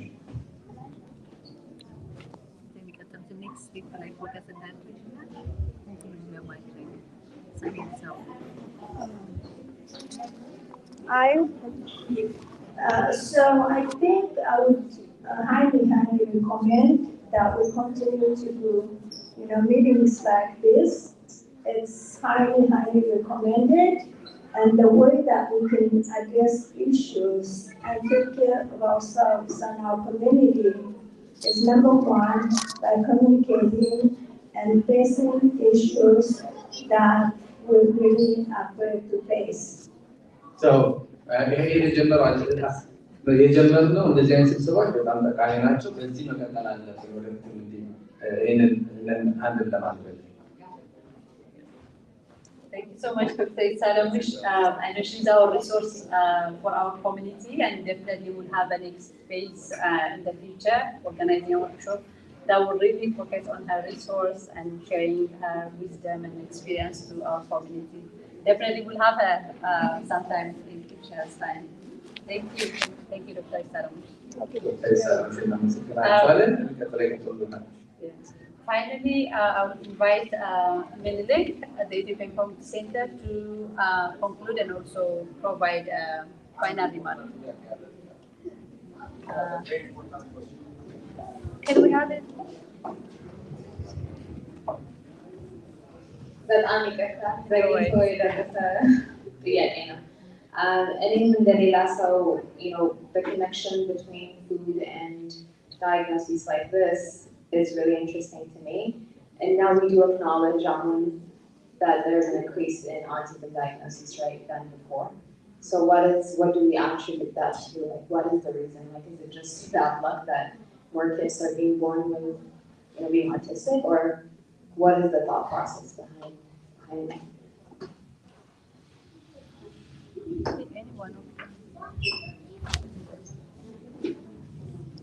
So I think there were two separate questions there. One is what is this association of food and diagnoses like autism? And I will say again, I don't think there's any scientifically proven diagnoses. Now, as a pediatrician, I have a lot of concern about the food we eat, and I want all of us to eat healthier food, more non-processed natural foods. That's something I talk about all day long. But I don't trust that there's any connection between that the diet and something that's going to change the autism diagnosis or change the core symptoms of autism. Now, I think the next question is something that was one of the big mysteries. Why do we have more autism today? And I think the general answer is we just don't know. I think there are a few ideas out there, and one, of course, is that we are getting better and better at diagnosing autism, so that we are identifying it in children earlier, we're identifying it in adults who we missed before, and sort of catching it in ways that we didn't notice before. Maybe before we said this is somebody with an intellectual disability, or we said this is somebody with a learning disability, and now we are giving it a new name. We call it autism, and so that increases the diagnosis. But I think people have looked at that, and that cannot account for all of these new diagnoses. And in that case, we just don't know. There are certainly environmental factors, and there are certainly concerns for exposures to pollution and pesticides. We don't know the specifics of all of these, but there are certainly issues there that are involved, even if we don't fully understand. So, Dr. Samuel, in the የህፃን ሐኪምነታቸው ለልጆች እኔ ብዙ ኮንሰርን አለኝ ብዙ ልባቸው በልጆች ላይ ይላል ግን ምግብና ዳየትና አመጋገብና ኦቲዝምን ምንም እንደሚገናኙ የሚያሳይ ሳይንስ የለም። ጥናት አልተደረገም፣ ምንም አልተገኘም። ሁለተኛ ነገር ደግሞ ለምንድን ነው ኦቲዝም ቁጥር እየጨመረ የመጣው? እሱም ጥናት ላይ ነው፣ ግን ከኢንቫይሮንመንት ላይ ያለው ብክለት ሊሆን ይችላል፣ ኬሚካሎች ሊሆኑ ይችላሉ፣ ግን ጥናት ላይ ነው እሱ ነው። Final remark በአቶ ሜሪክ ከኢትዮጵያ ኮሚኒቲ ካልቸራል ሴንተር ይናገሩናል። እሺ፣ ሁላችሁም ስለመጣችሁ በጣም እናመሰግናለን። ስፔሻሊ guest speaker Dr. Samuel and Gracia. I really appreciate your service to our community. We look forward to seeing you very soon next day. Thank you so much. Really appreciate it. ሌላው ነገር እንግዲህ ዛሬ በዚህ ቁም ነገር ስብሰባ ላይ ሁላችሁም ስለተገኛችሁ እናመሰግናለን። ይሄ የመጀመሪያው ነው። ብዙ ነገሮች መሰራት አለበት በኮሚኒቲ እና ኮሚኒቲ ውስጥ የተወሰነ ሰው ብቻ ገብቶ መስራት አይደለም ያለበት።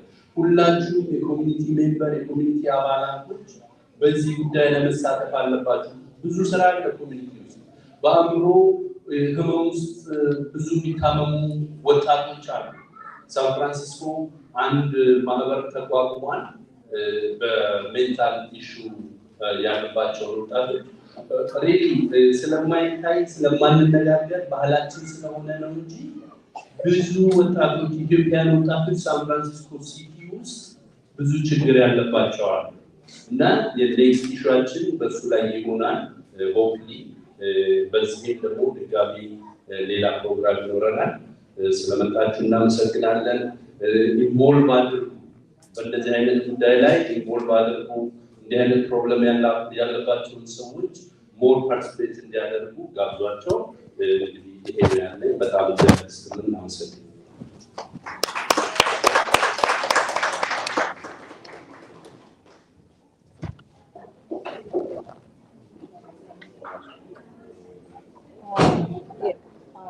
ስትወጡ ኢሜል አድሬሳችሁን ድሮፕ እያደረጋችሁልን ሂዱ ሌሎች ዝግጅቶች ሲኖሩ ኮሚኒኬት እናደርጋችሁ እናመሰግናለን በሰላም ጉ በዚህ አጋጣሚ እዚህ የሰሩትን በሙሉ ቅድስ